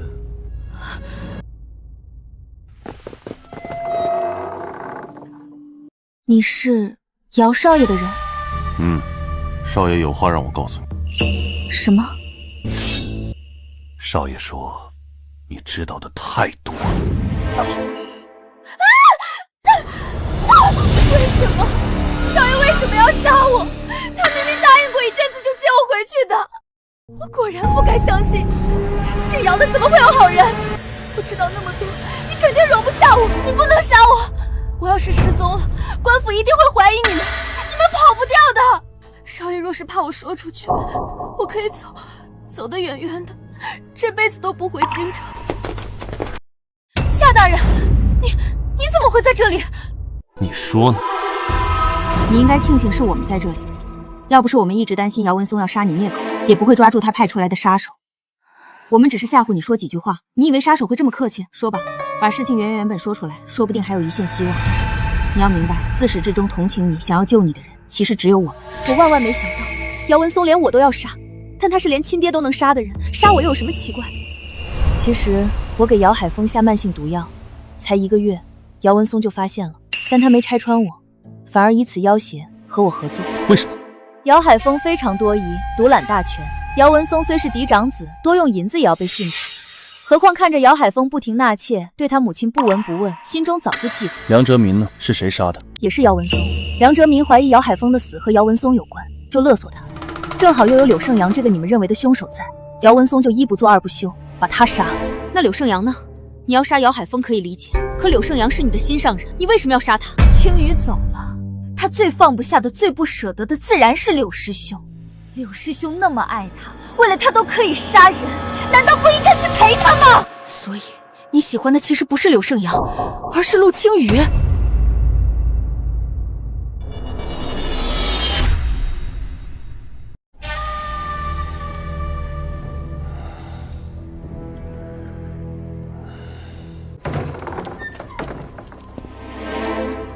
姚少爷，萨佑新什么都招了，跟我走一趟吧。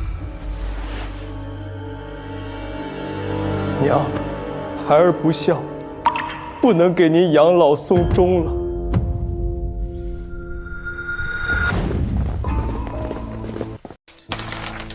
案子破了，这是赏钱，1人5两，放假1天。老话说得好，男女搭配，干活不累。有了小叶，大人发赏钱都爽快了。我们都是沾了小叶的光啊，可不是嘛？这案子这么多的弯弯绕绕，要是咱们，可能早就2眼一抹黑了。但有了大人的英明神武，加上小叶的聪慧细心，哎，他就给破了。所以啊，我是真佩服咱们大人和小叶，那叫一个厉害。低调，5两而已，这不打发要饭的吗？真不知道这些人为什么这么高兴。哎，花了算了。今晚醉太白，我请客。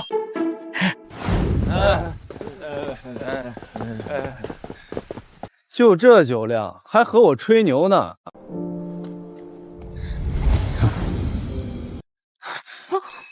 不会喝就少喝点。我没醉。夏大人，一会儿我有事找你，你在房里等我。你来我房里也行。小叶要去夏大人房里干什么？今晚莫非有故事？莫非他还不好意思？也是，这种事情还是要我主动一点才好。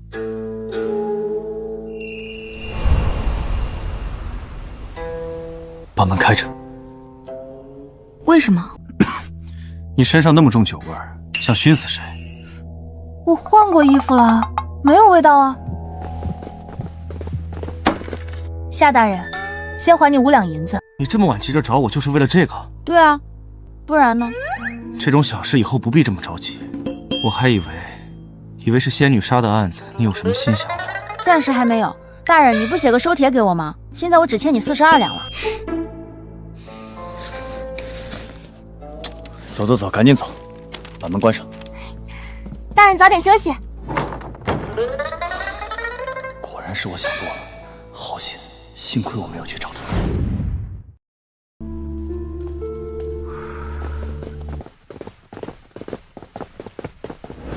谢哥，你怎么还没休息啊？这么快？我就是去还钱啊，当然快啊。啊，就这？对啊，怎么了？无聊，浪费感情，睡觉。怎么都奇奇怪怪的？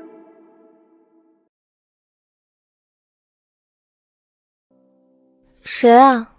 我。夏大人，有什么事儿吗？给你的。什么东西啊？你的钱都还我了，所以想着算了，你自己看吧，别多想。我对每一个员工都是很关心的。哦，对了，你准备一下，我们一会儿去南山继续调查如慧师太。什么啊？奇奇怪怪的。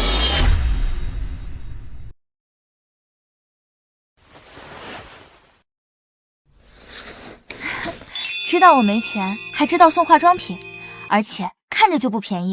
这个下卧有时候也是很好的嘛。天啊，这都是什么死亡色系？这是完全不懂化妆的男人让胭脂店老板配的冤大头套餐啊！哎，算了，总不能还回去打领导的脸。就当没发生吧。好在现在皮肤白，死亡色系应该勉强也能用吧。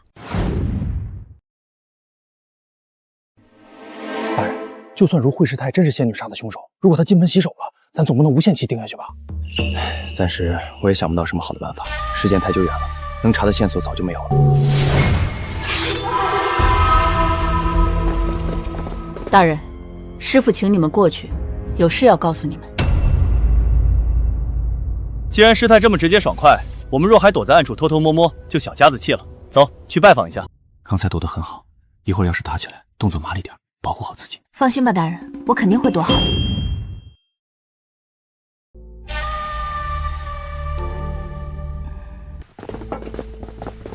师太有什么话可以直说。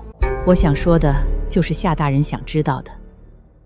万万没想到，我隐居在此这么多年，会暴露在这一个小小的伤疤上。你怎么知道我在找你？从我为陆姑娘用换命符开始，就知道自己躲不久，但没想到这么快。夏大人不愧是六扇门总捕，消息灵通，观察敏锐，心思缜密。不敢当，还是被师太发现了，或者说下官该称呼一声惠妃娘。已经很多年没有听人这么称呼我了，都快忘了自己还有这样一个身份。所以你就是当年从感业寺逃出来的惠妃？是我。那37年前你在何处？李奇镇。当年我一路北逃，到了李奇镇走投无路，一个好心的夫人收留了我，可是没多久她就死了，官府说是疾病，但我知道并不是。她丈夫在外面看上一个女人，又想霸占她带来的嫁妆，一不做二不休，就把她害死。夫人对我有恩，我不能看她枉死，但我不能暴露身份，也不能报官。所以你杀了她？我没有立刻杀她，我杀了她，我也走不了。而且恶心的不仅仅是她一个人。素念当时只有6岁，被赌博的爹卖了。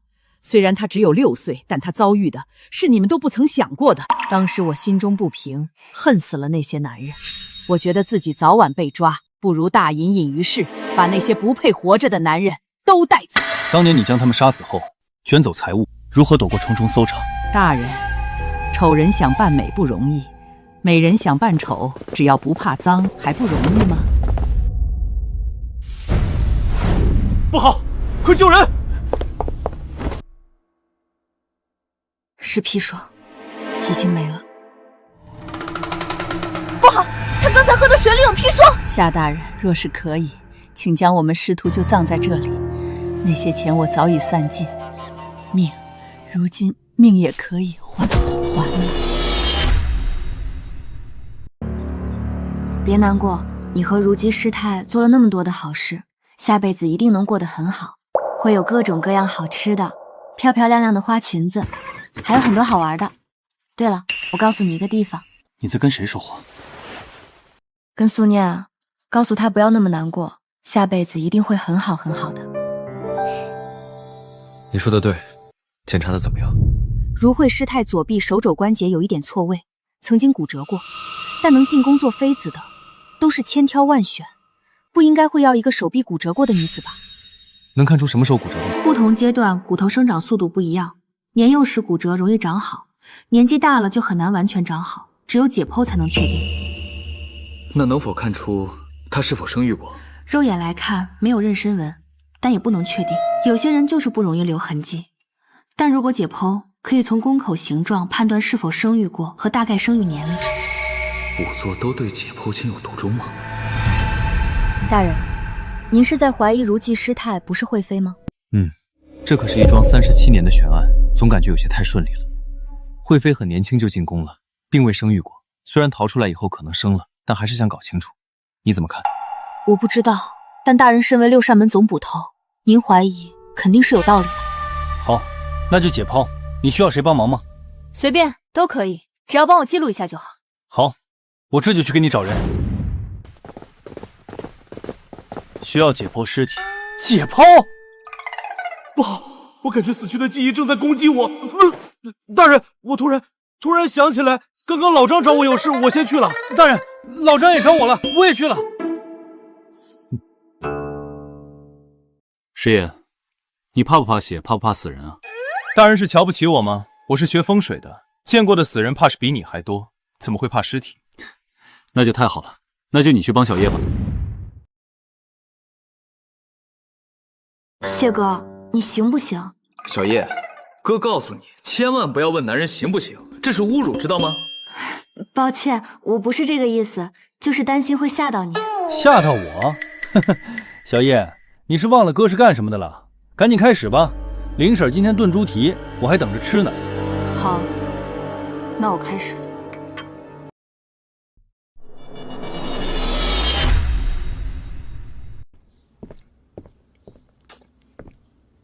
大人，谢哥太不靠谱了，我才刚开始，他就说要去给我倒杯水，结果就再也没有回来。果然，我就猜到了会这样。解剖结果怎么样？大人，你还真猜对了，如慧石怕很可能真不是惠妃，她骨折的时间应该在10几岁的时候，而且她生育过不止一次，从骨盆恢复的情况看，最少有40年了。一个骨折还生育过的人，怎么可能被选进宫？果然如此，但他为什么宁愿自杀，也要误导我们呢？我猜，他们一定认识，还有非常密切的关系，并不是所有人都愿意为另一个人去死的。有道理。大人，现在如慧师太死了，最后的线索也断了，咱们该怎么继续往下查？1. 彻查静心庵，如慧师太和这件事情有千丝万缕的联系，未必就不会留下线索。2. 当时李习镇受害者送了许多珠宝，可以走访一下银楼和当铺，问问是否曾经见过。3. 再去常和静心庵来往的南山村民家中，仔细问一问情况，看看是否有人见过静心烟，有什么奇怪的访客。大人英明，这么快就想到了对策，不愧年纪轻轻就成了六扇门总捕骤，佩服佩服。低调。咦，对了，今天怎么都没人来吃饭呢？不用等他们了，估计今天是都没什么胃口了。为什么？大人，重大发现！王哥，先喝口水。谢谢小叶。大人，我们在南山附近做了全面调查，如慧师太口碑不是一般的好，但她30几年没有收入，却不停救济村民，钱从何来？我们就顺着这一点，着重搜了一下静心庵，没想到竟然在静心庵旁挖出了成堆的碎银子和铜钱。为什么是碎银子和铜钱？因为方便携带，如慧师太不常出去。如果是银票和元宝，很难花出去。有道理，这些钱应该都是当年仙女庵那些财宝换的，而且一次肯定不会兑换太多，不然凭借如桂师太和素念2个人根本拿不动，所以这些年肯定在陆续出手，甚至最近也可能出手过。若是这样，顺着这条线就肯定能找到线索。我已让谢芷去查了。对了，我还打听到有一个女人曾经几次去找过如姬师太，可是她每次去如姬师太都不在。有没有看清那女人的长相？没有，那女人始终戴着能遮脸的帽子，而且最近一段时间还来过一次。不出意外，这个女人应该就是真正的惠妃，可是每次都没见到，这太奇怪了。难道是如慧师太在故意躲着她吗？为什么呢？大人，找到了！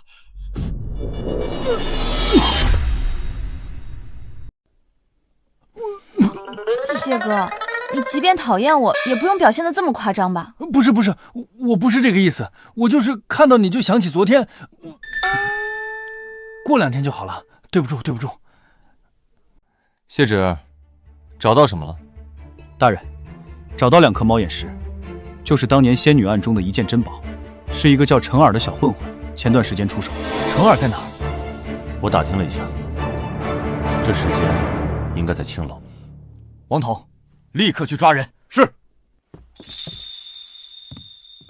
你去干什么？抓人啊！我去给王哥帮忙。帮忙？你去给加油助威吗？也不是不行。你是想去见识青楼吧？你脸上跃跃欲试的表情出卖了你。别想了，那地方真的不适合姑娘去。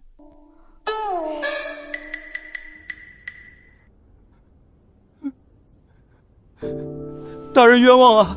那2个石头不是我的，是我偷的。从哪儿偷的？就我家后面一户，姓王，叫王熙。那天晚上我回家，看见他门掩着，我想去提醒他关门。我刚走到门口，看见院子里有人。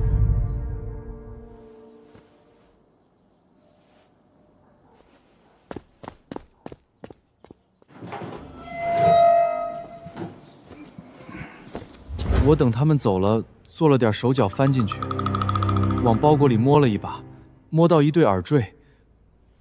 然后王熙回来了，我就跑了。还有呢？还是王熙。我钱花完了，又去他家转了转，找到一个翡翠镯子。好啊，和你做邻居真够倒霉的了。看起来王熙家里好东西不少。我亲眼见的，床底下一个箱子都是珠宝，我怕拿多了被发现，这才就拿了这一个。带路，去王熙家。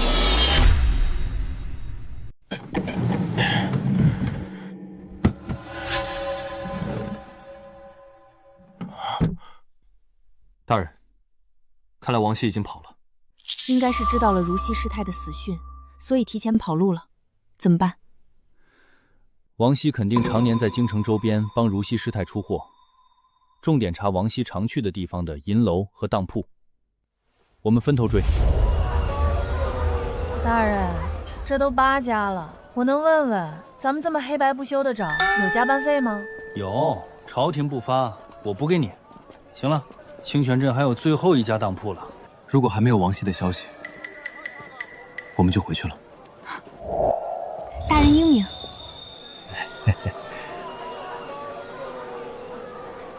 大人，你吃过不放山楂的糖葫芦吗？不放山楂，那放什么？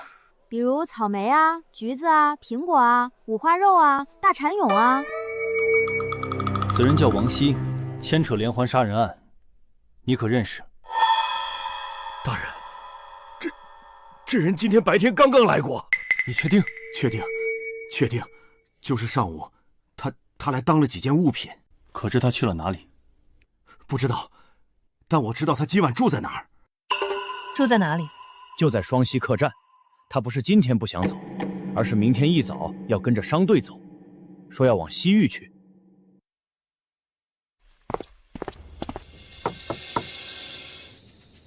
大人，就是这间了。他们3人进去很久了，一直没有出来。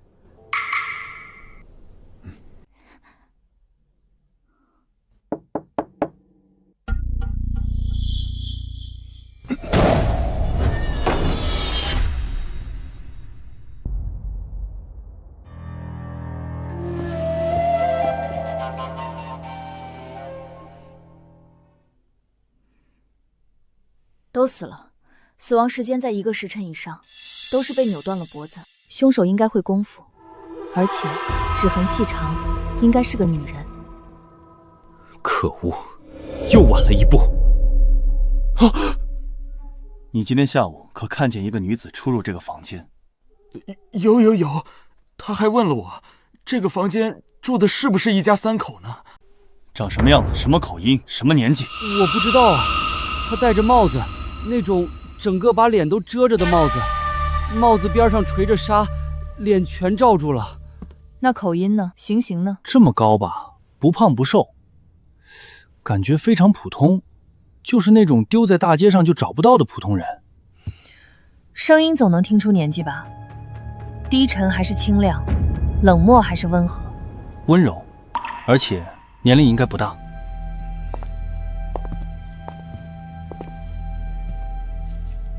房间打扫很干净，窗外也没树，这叶子很可能是凶手带来的。王熙死了，线索又断了。即便这叶子真的是凶手带来的，但想通过一片树叶查出线索太难了。大人，那树叶有线索，我们找了京城所有花匠打听，京城里并没有这种树，这种树只有南山才有。这么说的话，一切就解释得通了。凶手肯定是刚好去找如慧师太，恰好听到如熙师太出事了，所以才迫不及待地赶回去杀人灭口。南山附近并没有卖马的，想进京除了步行就是要坐马车，当时凶手肯定很着急，所以肯定会选择马车。所以，只要去调查那几日南山附近谁驾车来过京城，或许就能再次找到线索。看看，这你一言我一语的，就是默契哈。哎呀，要不怎么说，简直是天生一对儿啊！王统、流沙，立刻去查。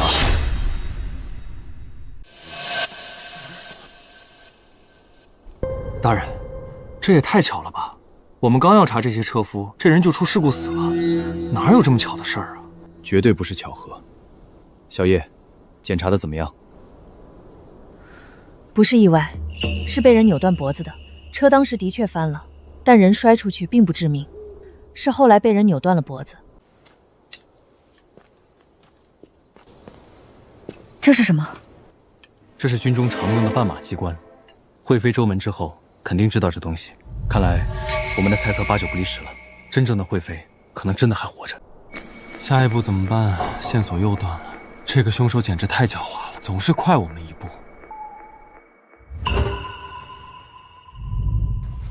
最近用了夏贝送的护肤品，皮肤竟然好了点，这才像个28年华的小姑娘呢。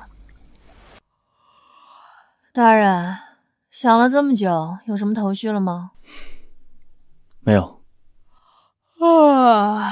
天大的案子，要不明天再说吧，咱们俩先睡吧。什么叫咱们先睡？咱们是能一起睡的吗？我的意思是你也先睡，我也先睡，咱们不在一个地方睡。行了，我知道了，你去睡吧。别刷了，赶紧跟我出去一趟。大人，你有线索了？我昨夜想了一夜，虽然车夫被灭口了，但他去清泉镇杀人，肯定要在京城换马。京城卖马的人有限，可以从这里下手。大人不愧是大人，我怎么就没想到？行了，别拍马屁了，赶紧的，这回不能再被凶手抢先了。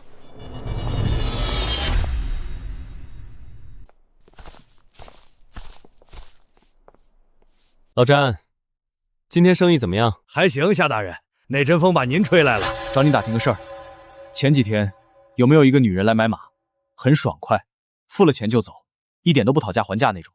有啊。那还记不记得她长什么样？当然，这才2天，我记性再差也不至于记不住。她没戴帽子。戴了呀，姑娘怎么知道的？我猜的。那你是怎么看见她的脸的？你有所不知，老三卖马讲究缘分，不光有钱，还得马喜欢你，必须脸对脸让马看一眼，你看上马，马也看上你，才能卖。还真是个好习惯。可是，那人为什么冒险摘下帽子呢？这个简单，这里距离王熙家最近。他发现王熙不见了以后，肯定很着急，为了赶时间，这才来了最近的马市，冒险摘下了帽子。有道理。可是他为什么没对老詹下杀手呢？这里是闹市，不是那么好动手的。当然，也可能是还没来得及吧。老张，走，跟我去6扇门，把看见的人画起来。要是人没错，你就立大功了。你们有没有觉得这个女人有些眼熟？是很眼熟，可是在哪儿见过呢？我想起来了，那天我们去王熙家找王熙时就见过她。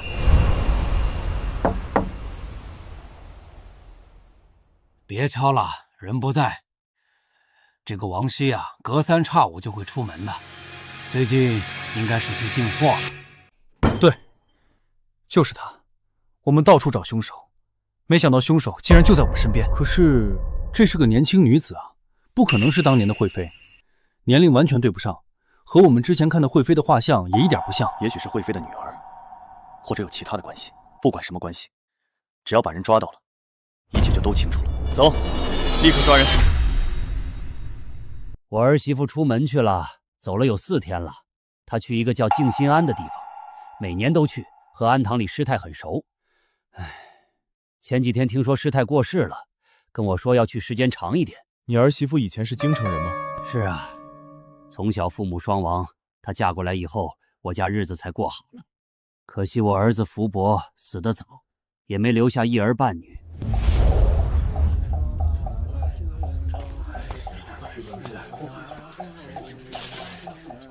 哇塞，要饭原来这么赚钱的吗？下有我。怎么，后悔加入6扇门没有去要饭了？这家伙真会读心术吗？怎么可能？跟着大人，那做的可是匡扶正义的有意义的大事儿，岂能是钱才能衡量的？那个大人，这是我自己要的，能留着吗？留着。大人英明。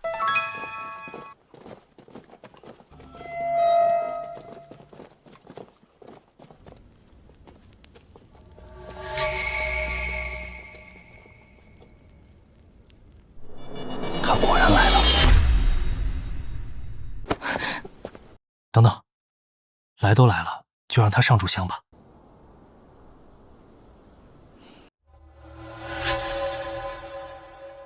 束手就擒吧，你跑不掉了。我们也不想在如慧师太灵前做扰她清静的事，所以才由得你烧完香再动手。你们是六扇门的人，这是你们设的局，不然怎么能引你出来呢？真是没想到，你们连死人都要利用。不，你想到了，但因为这是如慧师太的告别，所以你必须来。你说的对，其实从师太死的那天，我就想到了今天，37年了，你们没放弃那桩案子，如慧师太也没有原谅自己。带走。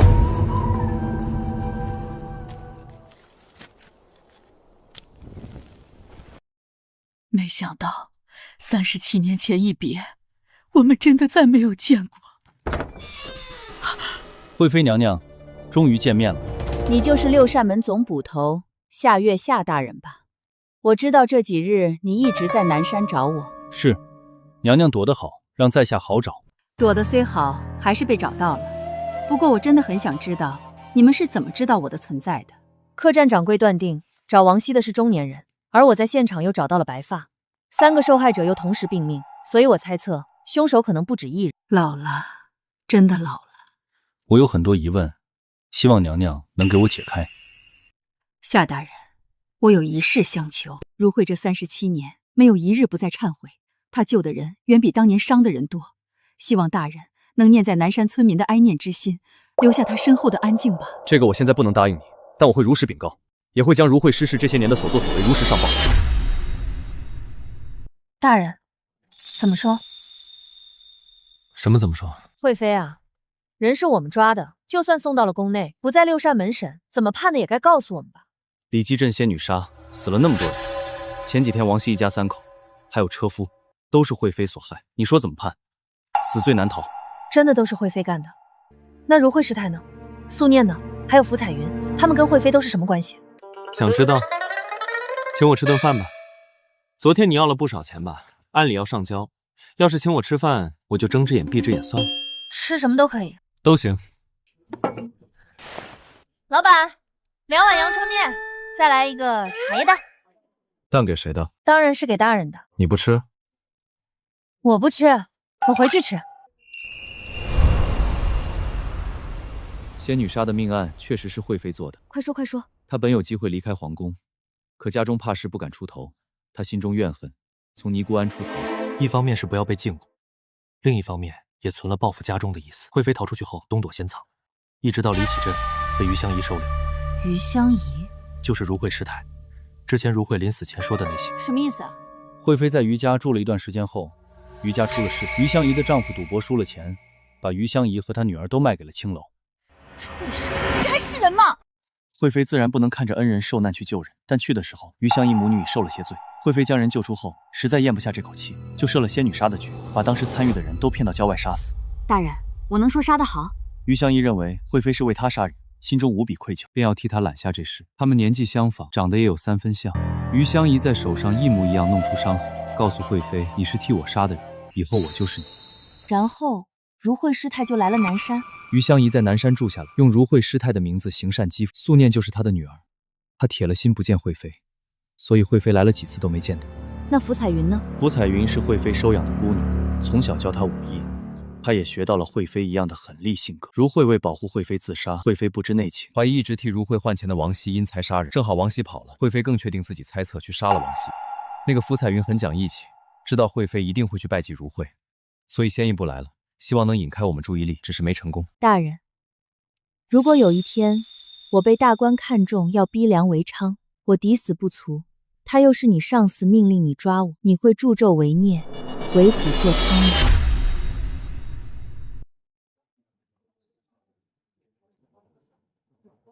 是什么给了你自信？今天抹的桃粉色腮红吗？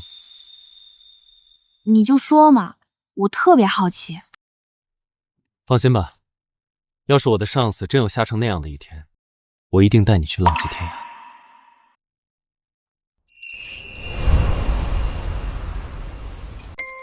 仙女杀案件，大家都辛苦了，这是皇上赏赐的100两，论功行赏，1人1个，剩下的其他捕快按劳分配。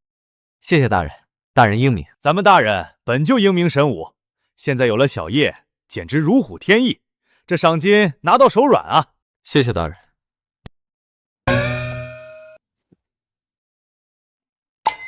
10两银子的收据，没错吧？没错是没错，可我本来还想抱着小元宝睡一觉再还呢。啊！怎么了？这是出什么事儿了？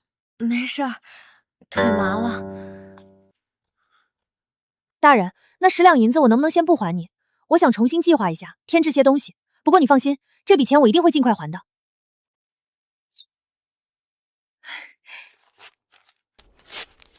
谢谢大人。大人，你早上练功啊？我能看看吗？看看，我是卖艺的吗？我不会给钱的，不给钱就不算买。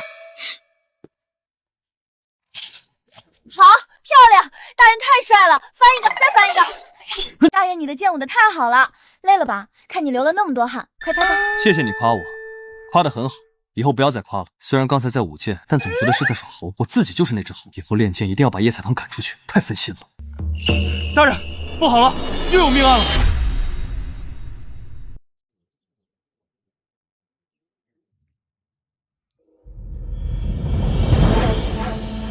这里就是第一现场，2人同时在这里被杀，1人当场死亡，另1人重伤后挣扎爬出去求救，在院子里体力不支死亡。大人，院子里找到一把刀，这把刀和女死者伤口吻合，和男死者伤口不吻合。男死者伤口短且宽，应该是较短刀刃较宽的刀，而且2人伤口深浅也不一样，女死者伤口较深，男死者伤口较浅，所以他才能挣扎爬出去求救。所以说有2个凶手。但奇怪的是，现场到处都是血，却只有1个逃离的血脚印，可惜脚印到墙边就没有了。我们问过了，夫妻俩摆小摊子的，男的叫张书月，女的叫岳嫦娥，结婚好几年没孩子，最近也没见过什么亲戚朋友上门。那就先查他们是否有什么仇家，或者最近有没有和什么人争吵。大人，我们从岳产阁母亲那里得知，说张书月以前是唱戏的，戏班子里有个唱旦角的萧月娘，跟张书月不清不楚。萧月娘跟戏班子里敲锣的吴道陵成了亲，但张书月还常去听戏，他母亲怀疑肯定是吴道威撞破了2人的奸情，怒而杀人。不过我们去查了一下，吴道威并没有作案时间，所以线索又断了。知道了，继续查吧。这才多久啊，就遇见了这么多的命案，再死下去，观众们是不是就要叫我女柯南了？哎，睡觉。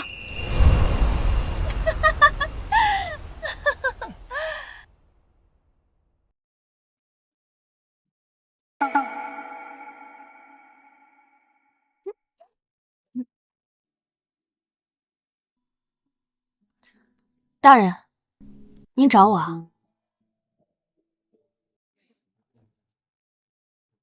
换身衣服，带你去见见世面。见世面？见世面还要换男装？我们要去青楼吗？是不是查到张书月在外面生活不检点？不过现在是不是有点早？青楼开门了吗？你就那么想去青楼？一个姑娘家，怎么对那种地方那么感兴趣？那不是好奇吗？大人去过吗？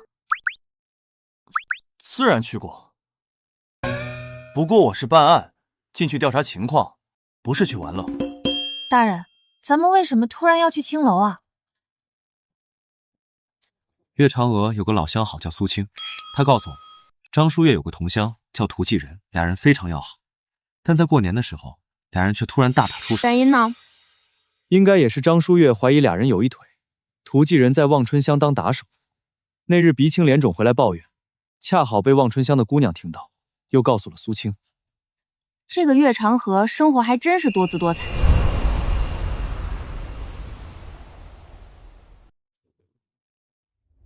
那天涂哥照例来开工，眼睛上青了一块，我就拿了点药给他，顺便问了2句。他提起来很晦气的样子，说过年在张家过年，多喝了2杯。姓张的非说他对他媳妇动手动脚，2个人就打了起来。后来涂继仁有没有再提过张淑月？特别是这几天。没有，至少我从没再听他提起过。估计那次闹得太僵了吧。这个涂继仁平日里风评如何？好女色吗？会不会对姑娘们动手动脚？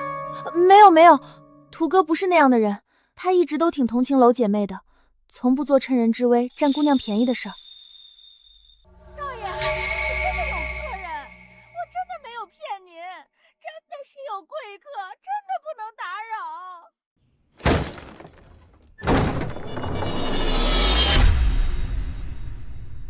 我倒要看看冰玉陪的是什么大人物。夏大人，你怎么会在这里？冰玉陪的人竟然是夏大人。我有公务在身，要问冰玉姑娘一些事情。楚公子若是找她，要稍等片刻。是，不打扰夏大人办案。楚公子，请。夏大人，这位姑娘不是这位公子是你的人吗？这是六扇门我手下的仵作。请问小兄弟怎么称呼？在下叶彩棠。叶彩棠。我是楚时轩。哦，楚公子认识小叶？啊，不认识。我突然想起来有点事情，我先走了，不打扰夏大人办案。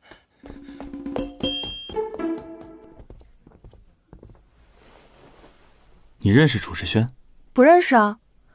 我在京城认识的公子哥，除了你就是谢芷了，再没第3个。我看你的表情也不像认识的，但他显然认识你。这倒是。这个楚时轩是什么人？楚时轩是刑部侍郎家的公子，本人无心功名，如今在礼部任善部郎中，掌祭器、圣斗、酒膳及藏兵等事。我连礼部在哪里，门朝哪边开都不知道，他大概是认错人了吧。楚时轩虽不是恶人，但名声也不好，是个有名的花花公子。你若是下次遇见他，能躲就躲，若是他找你麻烦，你就来告诉我。好。大人，涂继仁来了。大人，我的确对张淑月不满，张淑月根本就配不上嫦娥，但他又不愿意放手，还威胁他，要是敢离开，就杀了嫦娥的爹妈。你喜欢岳嫦娥，但岳嫦娥已经成亲，只能偷偷摸摸。被张淑月发现后，他对你大打出手，一定也会对岳嫦娥动手，所以你怀恨在心，杀了他。大人，你说什么？有人杀了张淑月？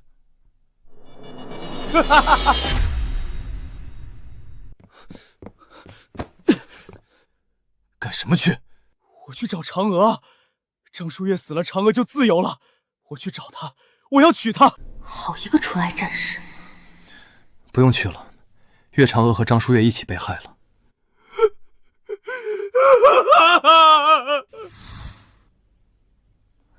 唉，涂继仁不是凶手，线索一下子又断了。大人，接下来我们怎么做？若是大人真的束手无策，明日选个时辰试一试我的办法，算一卦，问问天。不必了，我觉得还可以再挣扎一下。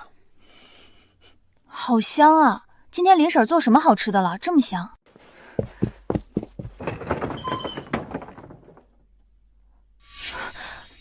叶姑娘，快看，我给你们带了些吃的。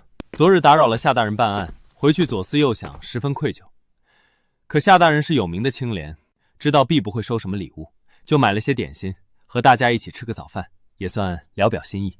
楚公子客气了，请。小叶来坐吧，不要辜负楚大人一番心意。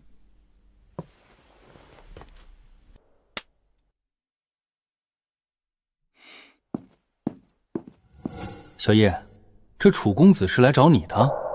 没有，不是，我不知道。小叶，今天早上报上来一件奇怪的事情，你跟我去处理一下吧。现在最紧要的难道不是张淑月的案子吗？还有什么奇怪的事？你还记得张淑月待过的戏班吗？昨天午夜有人来报案，说是当天晚上他们演了一出包公神鬼的戏，结果当晚那演包公的人就看见有一身血衣的鬼跪在台子底下，他当时就吓疯了，但硬着头皮问台下所跪之人有何冤屈。那冤鬼说有何冤屈？他说他是村中一人的媳妇，成亲没多久就病死了，后事也办了，可他说自己不是病死的，是被相公害死的。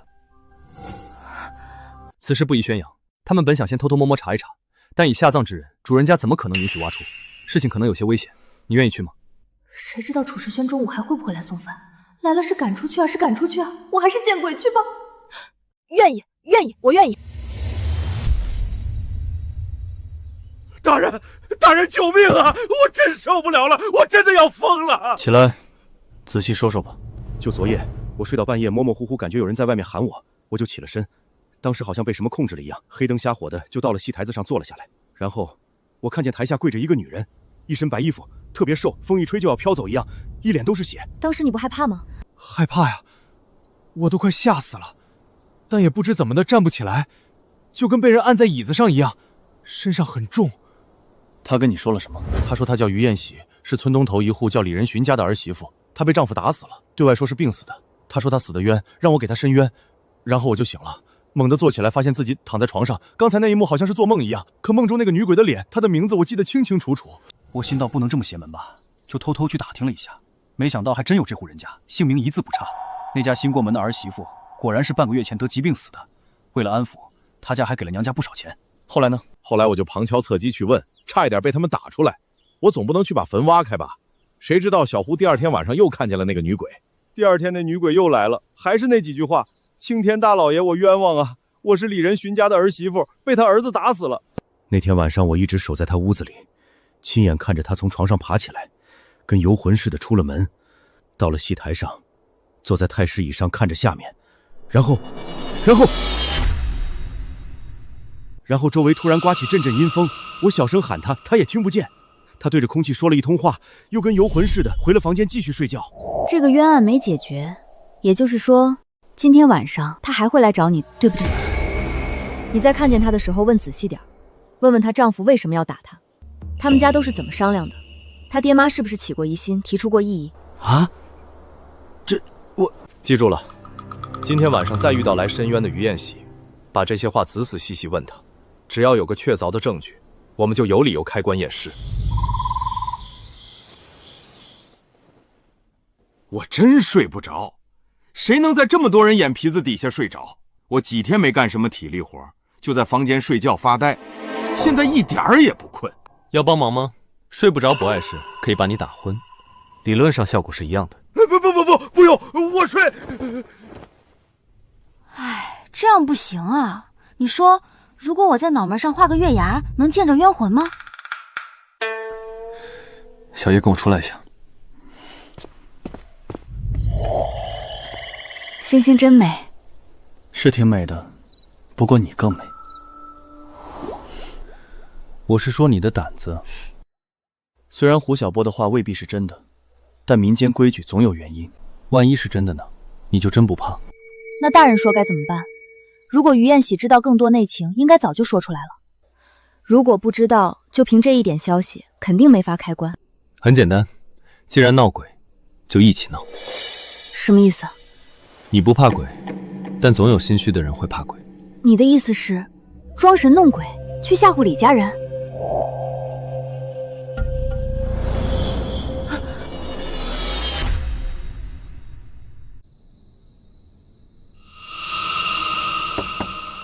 是我，快开门！大人，您这是见鬼了？大人，这不合适吧？什么都别说，什么都别做，听我的。哦。夏大人，夏大人，您在吗？哎，这么晚了，什么事情？夏大人不是睡的隔壁这一间？你是什么人？我睡在哪里与你何干？我们是骁勇将军手下先锋楚雄，路过李家村，看见有鬼怪作祟，又得知夏大人在此，生怕鬼怪伤人，特来保护夏大人的安危。我虽没带什么人手，但自问平日行事堂堂正正，何惧作乱鬼怪？楚将军要保护我，大可不必了。夏大人这是带着女眷同行吗？今夜不宁，不知女眷可需我等保护？不必了，我若连自己的人都护不住，还有脸做六扇门总捕头吗？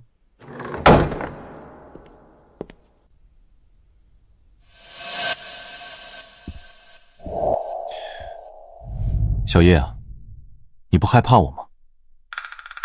你为什么不害怕呢？大人，你要干什么？你不要过来，不然我要叫人了。好了，流程走完了，大人你赶紧说，出什么事儿了？我刚才去李仁寻他们家，阴森森的飘了一会儿，李家人一个个闪闪躲躲，畏畏缩缩，看见我又是磕头又是求饶的，若非心虚，何至如此？后来呢？回来的路上碰到了楚石景。楚石景是楚石轩的大哥，是圣上亲封的骁勇将军。他是来找我麻烦的？他以为我勾引了他弟弟，然后来找我算账？